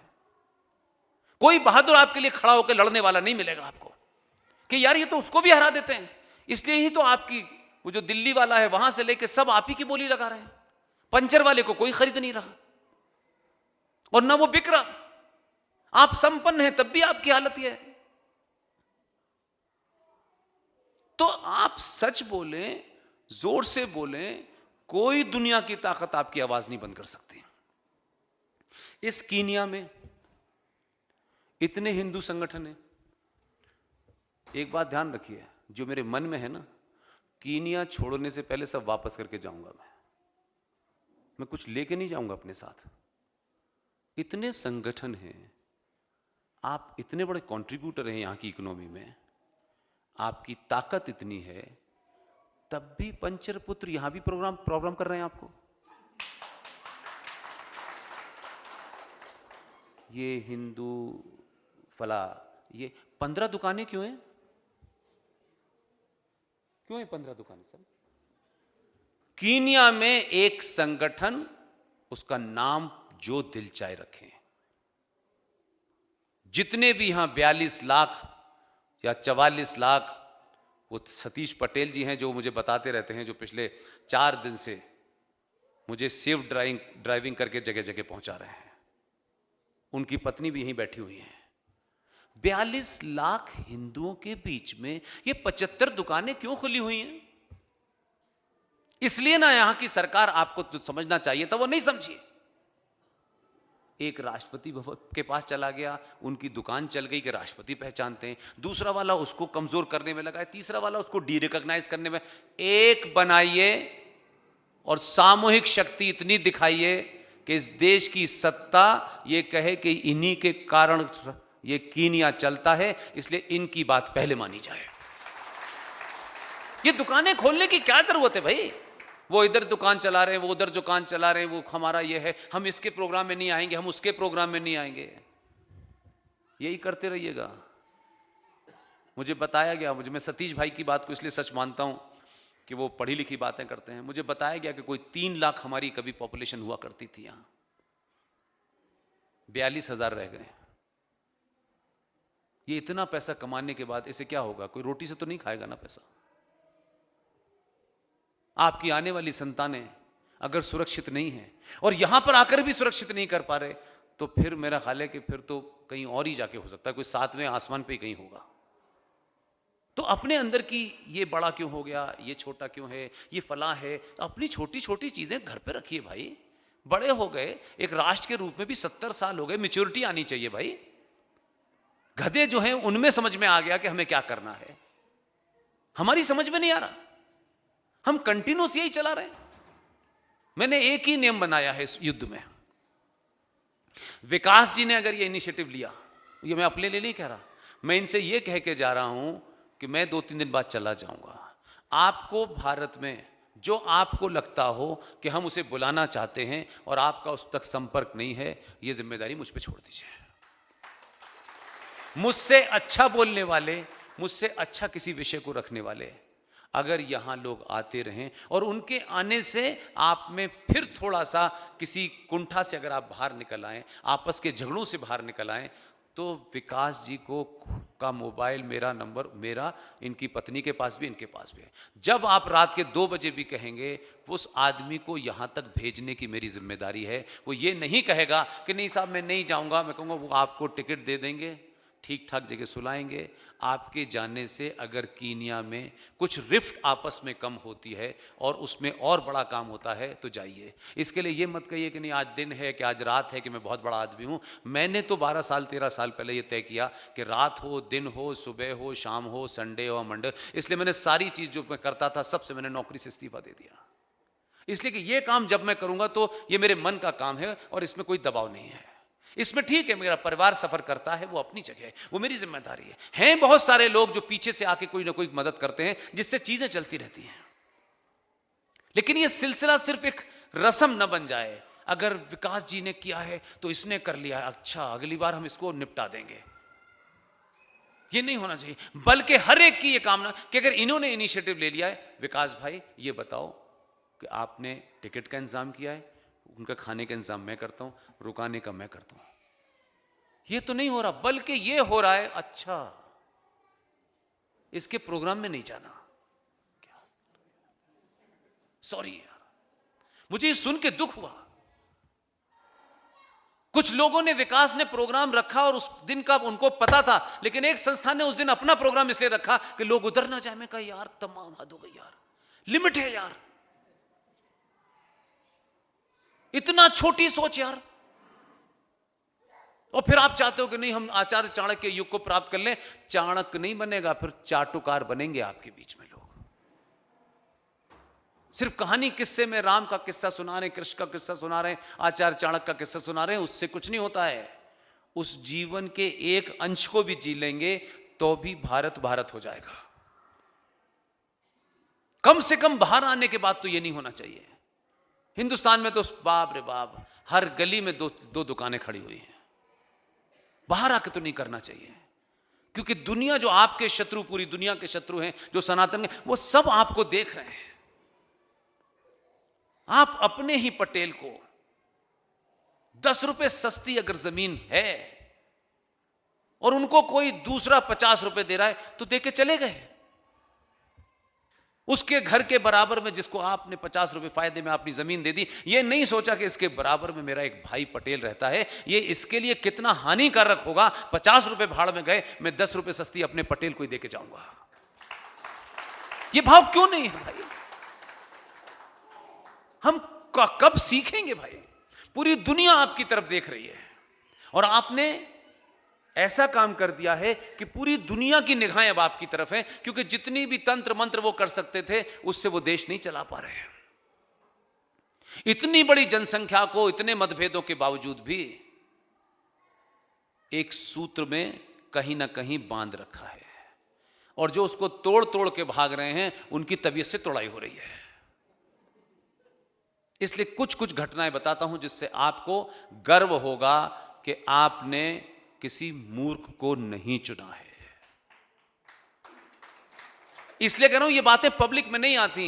आपकी पार्टी के नेता, संगठन के नेता भी नहीं बताते, क्योंकि उनका भी लगता है यार हमारे बताने से मोदी बड़ा हो जाएगा। तुम्हारी औकात क्या है कि जो किसी को तुम बड़ा करोगे? यार कौन है भाई हम? यहां वंदे मातरम कल परसों गाया गया 2-3 जगह।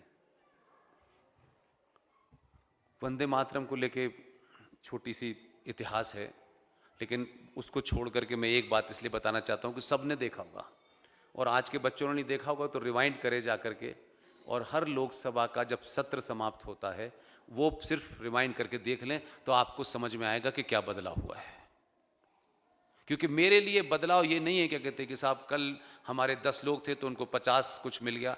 मेरे लिए इस सभ्यता के पुनर्स्थापन में जो भी डॉट बराबर भी काम है वो बड़ा काम है। जब भी संसद के अंदर उस सत्र का समापन होता है तो परंपरा है कि उस सत्र का समापन वंदे मातरम से होता है और सारा सदन खड़ा होता है, वंदे मातरम बजता है। कुछ लोगों को वंदे मातरम से प्रॉब्लम है और कैसा हल्का सा उन्होंने एक अपना आर्गुमेंट दिया। ये 1937 की घटना है। 1937 में देश के मुसलमानों ने यह सवाल उठाया कि हम वंदे मातरम नहीं गाएंगे क्योंकि वंदे मातरम में हमें नमन करना पड़ता है और इस्लाम यह कहता है कि अल्लाह के अलावा किसी के सामने सर नहीं झुकाया जा सकता। पिछले 50 साल से अकबर और औरंगजेब के दरबार में 15 बार सर झुका रहे थे तो वो अल्लाह था क्या? तो ये कहते हुए उस वक्त के नेताओं ने, उसमें हमारे फूल वाले चचा भी शामिल हैं, उन्होंने कहा नहीं अच्छा आप ऐसा करिए, अच्छा इसको आधा गाइए। आधा गाया जा रहा था। ये बात आपको नहीं 1937 में जब इस पे विवाद हुआ, जब मुसलमानों ने सवाल उठाया तो नेहरू जी वगैरह सब खड़े हो गए, नहीं ठीक है, और कहा गया कि इसमें से आधा पोर्शन निकाल दिया जाए क्योंकि मुसलमानों की भावनाएं आहत होती हैं, उनकी भावना ना हो गई पता नहीं क्या है। और 1937 से ये चल रहा था। संसद की घटना किसी को पता ही नहीं थी, नेताओं को भी नहीं पता थी क्योंकि वो दूसरे काम में बिजी हैं। मेरा और आपका काम यह है कि अगर आपको सभ्यता की कुछ सच्चाइयां पता हैं, तर्क के साथ पता हैं, फैक्ट के साथ पता हैं, तो इतनी बार बोलिए कि राजा के इर्द गिर्द महामूर्ख होते हैं, ये ध्यान रखिएगा। एमएलए और एमपी बनने से अकल का कोई संबंध नहीं है कि सडनली वो उसको लगता है बस एमपी बनते ही उसमें ज्ञान आ जाता है। वो महामूर्ख होते हैं ज्यादातर। तो ऐसे समाज में मंच से खड़े होकर आप बोलेंगे और इस संचार क्रांति में आपकी बात दुनिया के किसी न किसी को सुनाई देगी। और ऐसे लोग हैं और ऐसा आपने भेजा है, सुन लेता है। इतना ही करना है ना कि उसके कान तक बात चली जाए, वो अपनी टीम से उसको वेरीफाई कराए, उसका अधिकार है क्योंकि वो संवैधानिक पद पे है। मेरा काम इतना है कि उस मुद्दे को मार्केट में ऐसे उछालो ताकि फैक्ट के साथ हो, टाइम के साथ हो, डेट हो, टाइम हो, उसका रिएक्शन हो, आगा हो, पीछा हो, इतने प्रूफ के साथ निकाल दो, अपने आप काम हो जाएगा। तो वंदे मातरम 1937 से आधा गाया जा रहा था। जब भी सत्र खत्म होता था तो जिन लोगों ने भारत की संसद की कार्रवाई लाइव देखी हो, सबने देखी होगी। किस किस ने देखी है? देखिए, बताइए क्या विशेष बात होती थी उस दिन? जब सत्र समाप्त होता है तो वंदे मातरम गाया जाता है। एक आदमी उत्तर प्रदेश में एक शहर है, उस शहर का एशिया में लोएस्ट लिटरेसी रेट है। उस शहर से एक आदमी आता था सफेद रंग की दाढ़ी पहने। मैं उन सबसे मिला हुआ हूं कि मेरी जिंदगी उन्हीं के बीच में गुजरी है। उस एमपी का नाम था शफीकुर रहमान बर्क। अब वो मर गए हैं तो उनका बेटा एमपी बना है संभल से। विषय ये नहीं है। जैसे ही सत्र समाप्त होता था और वंदे मातरम की धुन शुरू होती थी, वो ये रजिस्टर कराने के लिए, बताने के लिए भारत के 150 करोड़ लोगों को और सत्ता में बैठे हुए हिंदुओं को, चाहे वो इस पार्टी का हो, ये सिर्फ उसको रजिस्टर कराना होता था।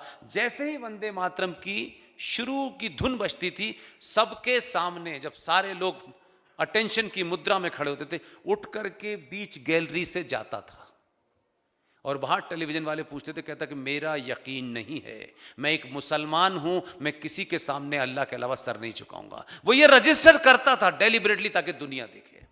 ये सीन 20 साल देखा मैंने, बीसियों साल देखा, लेकिन कहीं ये नहीं किया कि नई सरकार ने आए तो उन्होंने कहा कि नहीं, हमने नियम बदल दिया है। नई सरकार को लाने में जो आपका रोल है उसका असर बता रहा हूं मैं। वंदे मातरम जिस दिन होता है, अब तो वो अल्लाह को प्यारे हो गए, पिछले 10 साल में जब वंदे मातरम का समय आता था उस दिन वो आता ही नहीं था।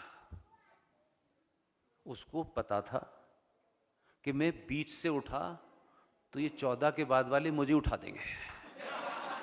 वो आता ही नहीं था, 10 साल तक आया ही नहीं। इन्होंने कुछ डराया नहीं, लेकिन इनका रिकॉर्ड इतना खूबसूरत है, उसे पढ़ने के बाद बहुत लोग समझ में आता है क्या होने वाला है। तो कुछ चीजें आपके कारण बदली, नियम नहीं बनाया। उनको पता था यहां से गया यहीं टंगड़ी दबा के मारेंगे साले, और कुछ होने वाला नहीं है कि मेजॉरिटी इनकी है, राष्ट्रपति भी इनका है और स्पीकर भी इनका है। तो आप बदलते हैं तो आपके शत्रु को अंदाजा हो जाता है। उसने एक का दो काम ऐसे किए हैं जिसका शायद इस सिविलाइजेशन पे लंबा असर पड़े। बहुत छोटे छोटे काम हैं। जिन लोगों को बड़ी नफरत थी सावरकर से, जो लोग सावरकर के उस पूरे पुरुषार्थ को दबाना चाहते थे, उसने जानबूझकर नई संसद बनाई और संसद कंप्लीट नहीं हुई। उसके बावजूद भी उसने कहा कि 28 मई को संसद का इनॉग्रेशन होगा। अब जो महामूर्ख हैं सोने वाले, उनको पता ही नहीं चला क्या हुआ। 28 मई को पत्थर लगा, 28 मई को वीर सावरकर का जन्मदिन होता है। तो ऊंचा पजामा वाले तो सोच नहीं सकते, और ये दूसरे हैं, इनको शाम को जब वो लग गया पत्थर तो बोले अच्छा, और ये सावरकर तो पार्लियामेंट में लग गया। और उसकी आड़ देखिए। देखिए मैं आपको फिर बता दूं, आप गुजराती हैं इसलिए तारीफ नहीं कर रहा मैं नॉन गुजरातियों में भी जाके ये बोलता हूं। एक आर्ट होती है कि आप जिस अंदाज में खड़े हों, आपका अंदाज ये तय कर दे, सामने वाले को लगा कि इससे कुछ कहा तो ये बगैर पूछे मारेगा। इस अंदाज का भी स्टाइल होता है।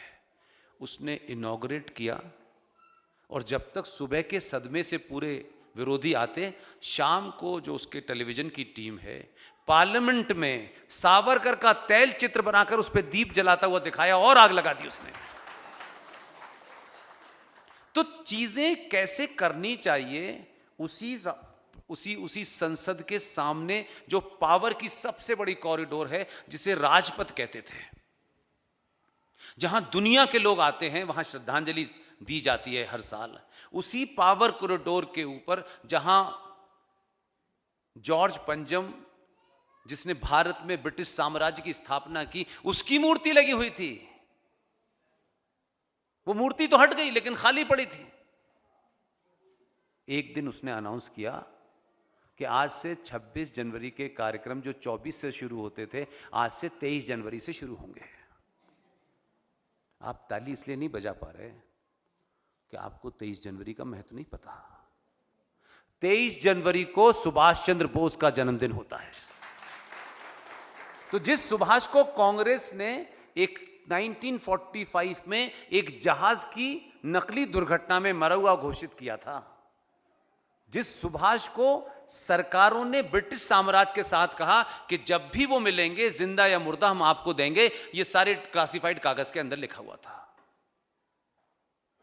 आप चिल्लाए, 10-12 लोग चिल्लाते रहे लगातार सुभाष को लेकर के। उसमें जो सबसे बड़ी लीड रही वो अनुज धर ने ली, जो हिंदुस्तान टाइम्स का एक जर्नलिस्ट था। उसने सारी रिसर्च की, प्राइम मिनिस्टर ने उनको बुलाया भी, सिर्फ उनको बुला के एक ही बात कही उन्होंने कि अब वही मैंने कहा कि वो अगर उनके साथ में लोग कलीग होते और समझदार होते तो वो रोज जाके देते, लेकिन उनको मालूम था कि ये महामूर्खों की भीड़ है। उसने जाकर के सारे कागज दिए। आपके प्रधानमंत्री ने वो कागज लिए और कहा थोड़ा धीरे चलना यार। उनको जब वो समझ गए कहानी सारी साफ साफ, तो उन्होंने 23 जनवरी को सुभाष चंद्र बोस के जन्मदिन को कैसे लोग याद रखें, तो 23 जनवरी से शुरू किया। और जब तक वो आलू वाले सदमे से बाहर निकलते, तो दूसरे दिन उसने घोषणा की कि इसी कैनोपी जो वहाँ एक छतरी लगी हुई है इंडिया गेट पर, उस छतरी में 28 फीट, ये व्यास जी की पत्नी हैं, ये छत्तीसगढ़ से हैं, छत्तीसगढ़ से एक चट्टान से सिंगल पत्थर ले जा करके 28 फीट लंबी सुभाष की मूर्ति इंडिया गेट पे लगा दी है। अब जब आप जाएंगे, आपके बच्चे जाएंगे, तो वो पूछेंगे कि ये कौन आदमी है, इसको तो देखा नहीं था 70 साल से। तो जब सुभाष को देखेंगे तो आप उसके इतिहास को बताने में बाध्य होंगे। तब जनरेशन में लगेगा कि हम जिन्हें फूल वाले चचा को ही सब कुछ समझ रहे थे, असली आदमी ये है क्योंकि इसने 21 अक्टूबर 1943 को ब्रिटिश साम्राज्य को चुनौती देते हुए भारत की स्वतंत्रता की घोषणा की, सिक्का चलाया, करेंसी चलाई, रेडियो चलाया और विश्व के 9 देशों ने हमें मान्यता दी। उस आदमी को हमने नहीं बनाया क्योंकि वो ब्रिटिशों का चाटुकार नहीं था। जो ब्रिटिशर्स के जूते उठा रहे थे, उन्हें सत्ता के हस्तांतरण में वो ये सत्ता दे के गए और वो कबूतर उड़ा रहे थे। तो ऐसे समाज में, सिविलाइजेशन में बदलाव होता है। किताबों में लिख दीजिए, उससे क्या फर्क पड़ रहा है? किताब में पढ़ते रहिए, पढ़ते रहिए, पढ़ते रहिए, लेकिन उसको लगता था किताबें कब बदली जाएंगी, कब नहीं बदली जाएंगी। इसे बदलने में तो संत, ऐसे बहुत सारे काम हो रहे हैं, लेकिन हम थोड़ा सा जरा जल्दी में हैं। पहले तो हम 700 साल से सो रहे थे, अब यकायक हम 1-1 मिनट में चाहते हैं। इसलिए मैं उस मुहिम को बार बार आगे ले जाने के लिए यहाँ भी कहने आया हूँ। यहाँ का अपना नियम है, यहाँ तो आप पे कोई रूल ऐसा नहीं जाएगा, लेकिन कोई भी गुजराती इस कमरे में और इस देश में होगा जो गुजरात न जाता हो, उसके गुजरात से कनेक्शन ना हो, 6 महीने में जाता हो, 1 महीने में जाता हो, 4 महीने में जाता हो। हम एक कैंपेन चला रहे हैं। मंदिरों पे जो 3.25 लाख करोड़ रुपया चढ़ता है वो सरकार ले जाती है, और ये फिगर सुप्रीम कोर्ट में कोट की गई है क्योंकि इतने ही आंकड़े हमारे पास थे। हमारा मानना है कि जहाँ जहाँ से हमको इन्फॉर्मेशन नहीं मिल पा रही है, जो बहुत डिफिकल्ट है, जिसके कारण देर हो रही थी, कुल मानना है कि कोई 10 लाख करोड़ रुपया हर साल मंदिरों पे चढ़ता है। हमारा ऐसा मानना है, लेकिन अभी हमने कोर्ट में वही फिगर कोट की है जो हमारे पास है, और उसमें मैं कहीं शामिल नहीं हूं। हमारे दोस्त हैं, IIT खड़गपुर के टॉपर हैं, सुप्रीम कोर्ट में कुछ विषय को रखते हैं, प्रोफेशनल वकील नहीं है कि मरे हुए आदमी का भी केस लड़ें और बदमाश का भी केस लड़ें। उस आदमी का नाम है जे साईं दीपक। जे साईं दीपक खड़गपुर का टॉपर कुछ और भी कर सकता था, ऐसा नहीं था बेरोजगार है तो चलो राष्ट्रवाद का काम कर रहे हैं। वो उसकी लड़ाई लड़ रहा है। मेरा मानना है कि वो जीतेगा, 100% जीतेगा। लेकिन मेरी आपसे विनती है, क्योंकि आप कीनिया में हैं इसलिए आपके माध्यम से विनती कह रहा हूं। यहां का तो रूल ऐसा नहीं है ना कि मंदिरों से सरकार पैसा ले ले आकर के, यहां का रूल नहीं है। लेकिन हर गुजराती जो हिंदुस्तान में उसका परिवार का बहन है, भाई है, मामा है, ताऊ है, उसको ये बोले कि जब तक ये युद्ध नहीं हम जीत सकते, मंदिरों पे सोने का मुकुट चढ़ाना बंद कर दें। मंदिर में जो पुजारी है उसका एक परिवार है, उसके परिवार में 2-4 लोग हैं। आप में इतनी ताकत होनी चाहिए कि 10 लोग इलाके के तय कर लें कि भाई इन पुजारी का टोटल महीने का खर्चा 20 से 25 हज़ार रुपये आता है। सब मिल करके 25 हज़ार रुपये पंडित जी को दे दें कि आपका घर चलेगा। पंडित जी, इसलिए आप यहाँ जब बैठें तो जो भी यहाँ सोने का मुकुट बहन चढ़ाने आई हो, पिताजी चढ़ाने आए हों, उनसे कहिए बहन जी ये मुकुट जो आप चढ़ाने जा रही हैं, ये मुकुट मेरे पास नहीं रहने वाला है, ये सरकार ले जाएगी, और इस सरकार उस पैसे से ऐसी ऐसी योजनाएं चला रही है जिससे नुपुर शर्मा अंडरग्राउंड बैठी हुई है। इसलिए ये पैसा मत चढ़ाइए, 2 बूंदी के लड्डू चढ़ाइए और पंडित जी से को बताइए कि सरकार का नुमाइंदा जब आए तो उससे कहिए ये 2 बूंदी के लड्डू चढ़ाए थे, ये ले जाइए। लड़ाई कई तरीके से लड़ी जा सकती है, लेकिन जो वर्तमान परिस्थिति है उसमें हम जो कर सकते हैं, जिसमें हमें करने में कोई तकलीफ नहीं होनी चाहिए, आप करिए। पंडित जी का घर सुरक्षित हो गया कि भाई उनके बच्चे पढ़ने हैं, वो यही काम करते हैं। एक काम कर दीजिए समाज में, बाकी पैसा नहीं चढ़ाना है। ये देश सेकुलर है, लेकिन इसी देश में माइनॉरिटी कमीशन है, इसी देश में सच्चर कमीशन 5,500 करोड़ का बजट है, इसी देश में मुस्लिम एजुकेशन बोर्ड है, इसी देश में वक्फ बोर्ड है। तो जब देश सेकुलर है, सब बराबर हैं, तो भाई ये दुकानें क्यों चल रही हैं? जब सब बराबर हैं तो फिर आप 5.5 लाख करोड़ का बजट मुसलमान लड़के लड़की वो आईएएस और पीसीएस में जाना चाहती है, बनना चाहती है, अच्छी बात है, उसका ख्वाब है। उसके ख्वाब उसकी अम्मी और अब्बू करेंगे कि हमारा प्रधानमंत्री करेगा। तो एक विशेष योजना चल रही है सच्चर कमीशन के माध्यम से कि कोई मुसलमान बेटा या बेटी अगर आईएएस बनना चाहता है तो सरकार उस मुसलमान बेटे बेटी को भारत के बजट में से, जिस बजट को सच्चर कमीशन के नाम से जानते हैं आप, उसमें से 1 लाख रुपया देती है कि बेटा तुम आईएएस बनो और बनने के बाद फिर हमारी ऐसी तैसी करो तुम। और फिर आप कह रहे हैं क्या कहते कि ऐसा हो गया। तो ये योजना, ये मुद्दे आपकी डिबेट में होने चाहिए। तो कोई भी सरकार हो उससे कहो भाई देश बराबर है, सब बराबर हैं, हमारी गिनती ज्यादा, इसका मतलब ये थोड़ी नहीं है कि आप हमारे साथ अत्याचार करें। क्या ठाकुर का, ब्राह्मण का बेटा गरीब नहीं हो सकता? क्या सारे ब्राह्मण करोड़पति हैं? सारे ठाकुर ही करोड़पति हैं? तो जब देश सेकुलर है तो ब्राह्मण के बेटा भी आईएएस बनना चाहता है तो उसको भी दो, अगर सब बराबर है तो दुनिया में हमें बता दिया, अगर सेकुलर देश, सेकुलर है, सब बराबर हैं, सब बराबर हैं, और हमारे ही हत्यारों को आप रोज नई नई चीजें दे रहे हैं। 50 ऐसी योजनाएं चल रही, भाई क्यों चल रही हैं? जब सब आईएएस में बैठ सकते हैं, सब बन सकते हैं, सबको बराबर दे, तो फिर ऐसी क्या बात है? ऐसा तो नहीं कि सारा हिंदू समाज जो है सभी ठाकुर हैं और सभी करोड़पति हैं। तो ये मुद्दे डिस्कोर्स में आने चाहिए, इससे समग्रता में चेंज होगा। हम अपने अपने छोटे छोटे जाति के मुद्दे नहीं, मेरे आदमी को 2 टिकट दे दिए बस खेल खत्म, उनको 2 दे दीजिए बस खेल खत्म। हर पार्टी आपके साथ ये कर रही है। वो समय की मांग है कि आप डरिए मत। डरता कौन है सर? कौन डरता है? डर की पहली निशानी है जो लालची होता है। जिस भी मनुष्य में लालच होगा वो डरेगा, क्योंकि वो लालच में जो चीज प्राप्त करना चाहता है उसके लिए पुरुषार्थ से डर लगता है। उसको लगता है कि अगर इस आदमी ने मुझे 4 जूते सुबह मारे और 4 शाम में मारे, लेकिन इसने मुझे 100 रुपए दे दिए तो ये जूते अच्छे हैं। ये लालच उसके अंदर वो पुरुषार्थ पैदा नहीं करते। लालची आदमी कायर होता है और कायर आदमी अपने शत्रु का सामना नहीं करता, उससे समझौता करता है। आपके भाग में जो लिखा हुआ है उसे कोई दुनिया की ताकत नहीं रोक सकती, और आपके भाग में नहीं लिखा है तो 95 साल की उम्र में पृथ्वीराज कपूर रोड के ऊपर हृदय हृदय सम्राट टहल रहे हैं। मुझे वो दिन याद है, आप गुजरातियों को याद नहीं होगा। आप उसे अपने सम्मान से जोड़ते होंगे, मैं उसके सम्मान से नहीं जोड़ता, मैं व्यक्ति के सम्मान से जोड़ता हूं। आपके प्रदेश में कशुभा ठाकरे को शपथ दिलाई जा रही थी, वो याद है सीन? किसी को नहीं याद है? गुजरातियों को तो याद होना चाहिए, इसलिए कि नहीं अच्छा जाति के एंगल पे देखेंगे तो यार ठीक है, मैं क्या फर्क पड़ता है। यही बीमारी है।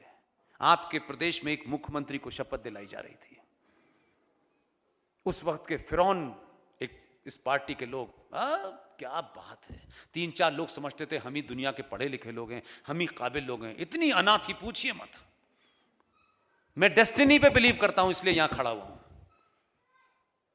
एक आदमी, उसको कुर्सी पे बैठने की जगह नहीं दी, इतनी हीन भावना थी। बड़े बड़े बैठे हुए थे। एक गवर्नर हैं आजकल यूपी में, एक महाराष्ट्र के अंदर उनके सगे भाई ने गोली उनको मार दी। जितने बैठे हुए थे उस आदमी को मजबूरी में, उकरू जैसे कोई आदमी बैठता है ना, कहीं जगह मिल जाती है डरा हुआ, ऐसे झोला लटका एक आदमी बैठा हुआ है, पैरों में बैठा हुआ है। 98 की बात है, वो तस्वीर है। मैं जब जब उस तस्वीर को देखता हूं तो मुझे ये भाव मेरे अंदर पैदा होता है कि डेस्टिनी से कोई बड़ी चीज नहीं होती है। उसको लोगों ने कुर्सी पर नहीं, अपनी अपनी पत्नियों के साथ ऐसे बैठे हुए थे, ओहो राजा महाराजा से यही हैं, वहां बैठा हुआ था। डेस्टिनी देखिए, जिन्होंने बैठने नहीं दिया वो पृथ्वीराज रोड पे 95 साल की उम्र में टहल रहे हैं, इंतजार कर रहे हैं जल्दी बुलाओ। जो नीचे बैठा हुआ था वो 15 साल से प्रधानमंत्री है, और उस आदमी को जिसको बैठने नहीं दिया उसका नाम नरेंद्र मोदी था। अखबारों की तस्वीर देखिए जाकर, कितनी इंसल्ट लगी होगी उसको कि लोगों ने बराबर कुर्सी, इतने बड़े समारोह में जहां हजारों लोग बैठे हैं, उसे कुर्सी पर नहीं बैठने दिया। शान में बट्टा लग रहा था बहुत लोगों के। एक भी उसमें से नजर नहीं आता। बातियों को बुला लिया, और जो बाधा बन रहे थे प्रधानमंत्री बनने के बाद, रोज छल्ला घुमाते हुए कैबिनेट की मीटिंग में जाते थे, ये बताने के लिए कि मैं गुजरात का इंचार्ज था जब तुम मेरे घर पे आकर के सुबह से शाम तक बैठे रहते थे और मैं तुमसे बात नहीं करता था। वो गुजरात के इंचार्ज थे, यूं छल्ला घुमाते थे।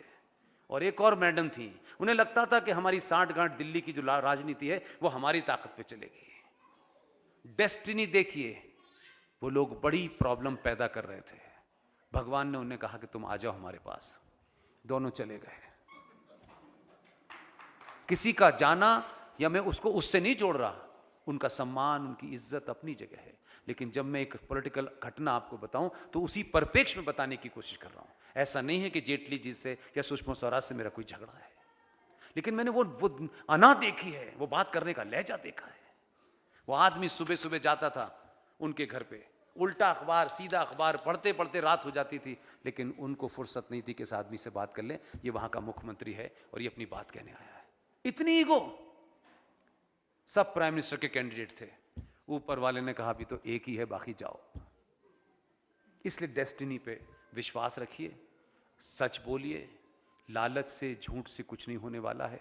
आपने पिताजी को भेजा था, आज पिताजी चौराहे चौराहे सवाल उठ रहे पिताजी पे। उनकी मूर्ति को देख करके लोग कुछ और ही कह रहे हैं, और उनका पाखंड पूरी दुनिया के सामने आ गया कि ये क्या झूठ फैलाया हुआ था पूरे देश में।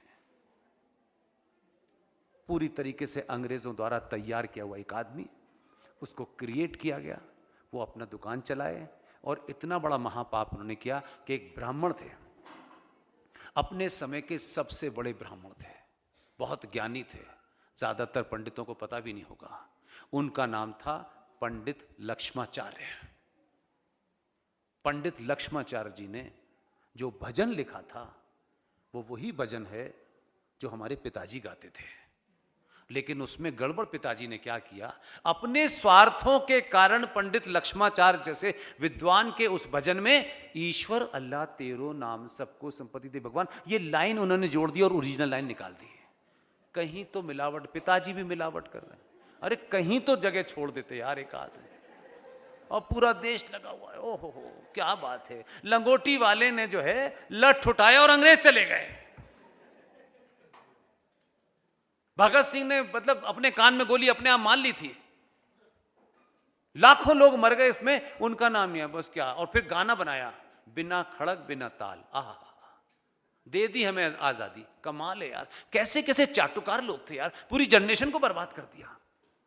लाखों लोग मारे गए, हजारों लोग मारे गए जिनकी गिनती नहीं है, लेकिन पिताजी ने वाह वाह वाह, उनकी खड़ाऊ जो थी लकड़ी की, बस उसे देख के अंग्रेज भाग गए फौरन। हम कैसे लोग हैं यार, छोटी छोटी बात पे सवाल उठाते हैं।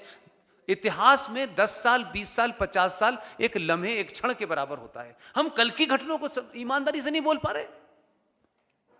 हम अपने पुरुषार्थी को चुनने से पहले तय करते हैं इसकी जाति क्या है, इसका रूप क्या है, इससे संकट क्या है, ये तमाम चीजें नहीं। भाई आप अपनी बेटी के लिए वर नहीं चुन रहे हो, इस देश को चलाने के लिए योद्धा चुन रहे हो, इसलिए उसमें कोई चीज नहीं देखनी है। सिर्फ ये देखिए कि वो जिस भाषा में समाज सुनना चाहता है उस भाषा में जवाब देने की शक्ति अगर इसमें है तो यही सबसे बड़ा योद्धा है। बस खत्म। अजीब टाइप के लोग हैं, उसमें जाने क्या ढूंढ रहे हो आप, उसमें मत ढूंढो क्या पहनता है क्या नहीं पहनता। उसने इतना पहना, वो इतने मंदिरों में जाके लेटा, इतना बाध्य कर दिया कि वो जो जा रहा है मंदिर में वो जल्दी जल्दी में भूल रहा है कि कुर्ते के ऊपर जनेऊ पहनना है या अंदर पहनना है। जब तक वो जनेऊ पहनना सीखता है तब वो जाकर के केदारनाथ में सुबह सुबह बैठा नजर आ जाता है, फिर एक काम पे लगा देता है उसे, तो उसने उसको बैठने नहीं दे रहे। तो अगर ऐसे लोग किसी भी तरीके से किसी भी हालात में आ गए हैं तो मेरा मानना यह है कि आप तो अपना धर्म निभा रहे हैं, एक भारत को छोड़ करके यहाँ भी आए हुए हैं, लेकिन सारे गुजरातियों का भारत से कनेक्शन है। लेकिन चुनाव के समय सिर्फ वोट ही देना नहीं होता। वोट दे दिया आपने, उन संकटों से निकालने में अपनी शक्ति का प्रयोग कीजिए। आपके पास अपनी ताकत भी है, आपके पास आर्थिक ताकत भी है। हम सब लोगों को अपने अपने समय पे जाना है। हम कितना ऐसा छोड़ के जाएं कि हमको जाने से पहले हो कि ये हमारे दौर में हुआ था। हमारे जानने के बाद दूसरी जनरेशन है कि इसको वहां से और आगे ले जाए, ये होगा। ये नहीं कि हमने अपने दौर में लूट जितनी कर ली है अगला वाला उससे आगे लूट करेगा। तो पटेलों की सभा में इतने सारे शेरों के बीच में बोलना आसान नहीं होता। इसलिए मेरी फिर एक से आपसे विनती है, ये जो सरनेम होता है ये बड़ा खतरनाक होता है। जब तक घर के अंदर हैं, जब तक घर के अंदर हैं, अपने रिश्तेदारों में हैं, आपका सरनेम सिर्फ उसकी वैल्यू इतनी है जैसे मकान नंबर की होती है। मकान नंबर जो होता है आपका, जिसके कारण लोग पहचान लेते हैं कि अच्छा यहां पटेल साहब रहते हैं। जाति सनातनी सभ्यता में अनादिकाल से कभी भी ये देश जाति प्रधान नहीं रहा, ये देश कर्म प्रधान देश था। कर्म तय करता था जाति क्या है। जिसने भी मां के पेट से पैदा होने के बाद वेदों को पढ़ा, उनको पढ़ करके समाज को बताया, वो पढ़ गया, इसलिए वो ब्राह्मण कहलाता था। जिसने भी अपनी मां को, बहन को, बेटी को, समाज को, घर को, राष्ट्र को बचाया, वो कौन है, मां के किस पेट से पैदा हुआ है, वही क्षत्रिय कहलाता था। ये कभी जाति प्रधान नहीं था कि शर्मा जी के पेट से शर्मा जी ही पैदा होंगे, ऐसा कभी नहीं होता था। हम कहां से गिरते गिरते गिरते गिरते इतनी नीचे आ गए हैं कि हम जाति को इतना, सरनेम को इतना महान दे रहे हैं कि लगता है कि सब कुछ वही है। और हर जाति में, हर समाज में बुरे लोग होते हैं। वो बुरे लोग अगर समाज में ज्यादा होते हैं तो लोग उनको वही समझता है। इसलिए जाति आपकी सिर्फ उतनी ही पहचान है जिससे आपके संस्कार होते हैं। घर के दरवाजे में जब तक अंदर रहिए तब तक आप ब्राह्मण हैं, ठाकुर हैं, बनिया हैं। जब घर की दहलीज से बाहर निकलें तो ये भाव मन में लेकर निकलें कि मैं सिर्फ सनातनी हूं और कुछ नहीं हूं। इसे सारे एक्सपेरिमेंट कर लिए आपने नफे नुकसान के। 5 साल मैं पता नहीं कब आऊंगा, कब मिलूंगा, मैं नहीं जानता। 5 साल में एक दिन का 1 घंटा, 1 घंटे का 1 मिनट, उस 1 मिनट में जब वोट देने जाएं तो बटन दबाते वक्त सिर्फ ये सोच के वोट दीजिए कि मैं सनातनी हूं। सारी समस्या सॉल्व हो जाएगी। बाकी पूरे 5 साल, 10 साल ठाकुर, बनिया, ब्राह्मण जो रहना है रहिए, लेकिन एक दिन तो जीवन में 10 सेकंड के लिए सनातनी बनिए। सनातन सनातन हम सुबह शाम कहते हैं। सनातन होता क्या है? सनातन ही सच है। सच का मतलब सनातन, सनातन का मतलब है शुद्ध ज्ञान, ज्ञान का मतलब है पूरा। और कमाल है, जो कल परसों पैदा हुए हैं, जो ऊंट की पीठ पे खड़े होकर खजूर तोड़ रहे थे, नरेटिव कितना खूबसूरत बनाया वहां रेगिस्तान में। यहां क्या चल रहा है? ये आज के बच्चे हमारे, मुगलई बिरयानी बड़ी अच्छी होती है। अब ये पूछो, मुगल, पहले तो मुगल बिरयानी है वो, तो मुगल जहां से आए थे वहां धोने के लिए पानी नहीं था, तो चावल कहां उग गया? कहां चावल उगाता? तो तुम मुगलई बिरयानी कह रहे हो यार। कोई कॉमन सेंस इस्तेमाल करो। ये मुगलई बिरयानी है। अबे भूखे नंगे लुटेरे, सुबह धोने के लिए पानी नहीं है, चावल उगा रहे हैं। मतलब आप किसी से डिबेट करो तो ठीक है, लेकिन यार तथ्य तो होने चाहिए।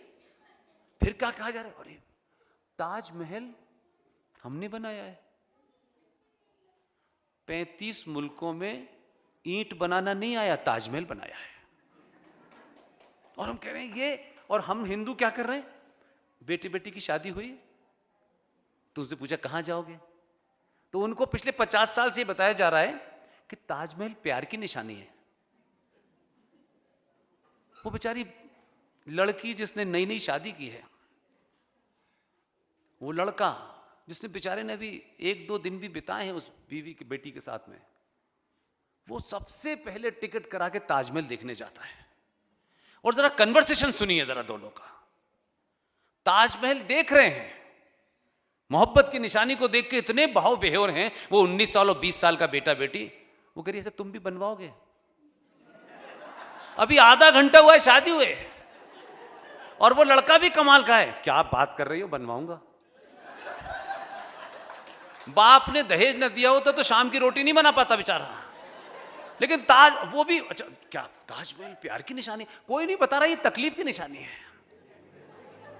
और इतना नाटक चला हमारे देश में, ताजमहल ताजमहल। इस देश के सरकारों ने Taj Mahal in all practical sense कब्र है, किसी की मजार है। इस्लाम में मजारें हराम हैं। मोहम्मद की मजार नहीं, फातिमा की मजार नहीं, अली की नहीं, फातिमा की नहीं, आयशा की नहीं, खतीजा की नहीं, किसी की मजार नहीं है। उनकी फिलॉसफी में मजार हराम है। लेकिन भारत में एजेंडा है तो ताजमहल जो मजार है उसे अपने घर में रख रहे हैं, और वो रख रहे हैं, समझ में आता है। आप इतने बाहुबेहोर हो गए कि भारत की सत्ता के हाईएस्ट पद पे बैठने वाला आदमी, राष्ट्रपति, दुनिया के देशों से जो मेहमान आते थे, भारत की पहचान के रूप में ताजमहल दिया जाता है। अब सोचो थोड़ी देर के लिए यार कि हम ताजमहल, भारत क्या 1550 में पैदा हुआ था क्या? लेकिन ये चल रहा था। इसलिए सिविलाइजेशन की लड़ाई में एक डॉट बराबर भी अगर बदलाव होता है तो कितनी दूर चक जाता है। इसी आदमी ने, आपके राज्य के आदमी ने, उससे पहले भी था। ऐसा नहीं था कि कोई सडनली नई बात पैदा हो गई। लेकिन होमवर्क पूरा किए बगैर बहुत सारे ऐसे लोग हैं जो सत्ता की दौड़ में हैं। शपथ लेने के बाद पहली बार भारत के प्रधानमंत्री को राष्ट्रपति जब वो के पास जाते हैं तो राष्ट्रपति को एक तरीके से धन्यवाद करने जाते हैं कि उन्होंने नॉमिनेट कर दिया है, आप प्रधानमंत्री हो गए। वो एक रस्म थी। लेकिन इस रस्म के साथ साथ आपके आदमी ने जो 15 साल की आपने ट्रेनिंग दी, उसमें करा क्या उसने? वो गए 3 से 4 ट्रक लेके गया, ट्रक राष्ट्रपति भवन में। आधे लोगों की समझ में नहीं आया ट्रक में क्या है। प्रधानमंत्री गए और राष्ट्रपति उस समय कांग्रेस के थे, लेकिन विद्वान आदमी थे, ब्राह्मण आदमी थे। उनके कुछ बातों से मैं बहुत खुश हूं कि मरने से पहले उन्होंने कुछ सच लिखे हैं और वो अच्छे सच हैं। पहली बार देखा कि सत्ता में प्रधानमंत्री राष्ट्रपति के पैर छू रहा है। आप इससे खुश मत होइए। पैर छूने के बाद उसने पैरों के नीचे से जमीन कैसे खींची ये सीखिए। पैर छुए और छूते ही उसने सीधे खड़े होकर सिर्फ पूछा कि महामहिम, भारत की पहचान के रूप में विदेशी लोगों को हम क्या देते हैं? पता सब था उसको, बिना होमवर्क नहीं गया था। उन्होंने कहा ताजमहल देते हैं। बस उसने कहा आज के बाद ताजमहल नहीं देना है। मैं 3 ट्रक बाहर लाया हूं, दुनिया की हर भाषा में गीता रखी हुई है।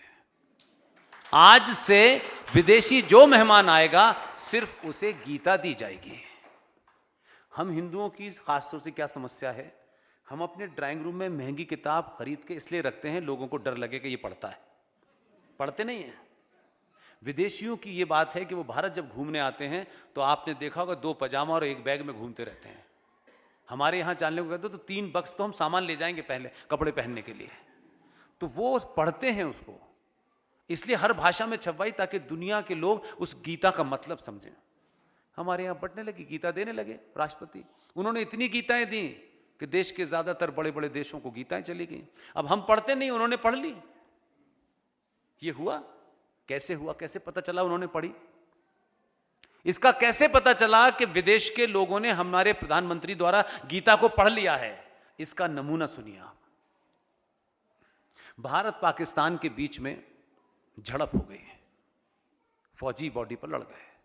हमारा एक फौजी लड़ते लड़ते पाकिस्तान की सीमा में चला गया। ठीक है, जब वो चला गया तो वो तो वैसे भी अकल उनकी टखनों में होती है पाक, तो अल्लाह मियां सीधे ऊपर से नीचे आए, बीच में कोई था ही नहीं। उन्होंने उसको पकड़ लिया अभिनंदन को, और क्योंकि उस मुल्क के साथ मैंने काम किया है तो उनकी मुझे अकल का ज्यादा अंदाजा है। और पकड़ के क्या कह रहे हैं कि अभिनंदन के ऊपर अब हम बार्गेन करेंगे, कश्मीर दे दो।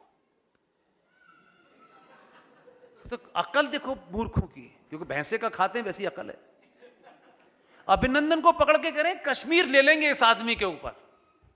दोपहर तक समझाया, किसी की समझ में नहीं आया। प्रधानमंत्री ने डिफेंस मिनिस्टर को बुलाया और कहा मुंह बंद रखो, शाम तक अभिनंदन को छोड़ दो। तो उसने बताया क्यों छोड़ना है? बोले अंकल का फोन आ गया है कि 7 बजे के बाद मुझे नहीं पता क्या होगा। तो अंकल सैम ने गीता पढ़ ली थी और गीता पढ़ने के बाद पता था कि ये भी गीता पढ़ के आया है।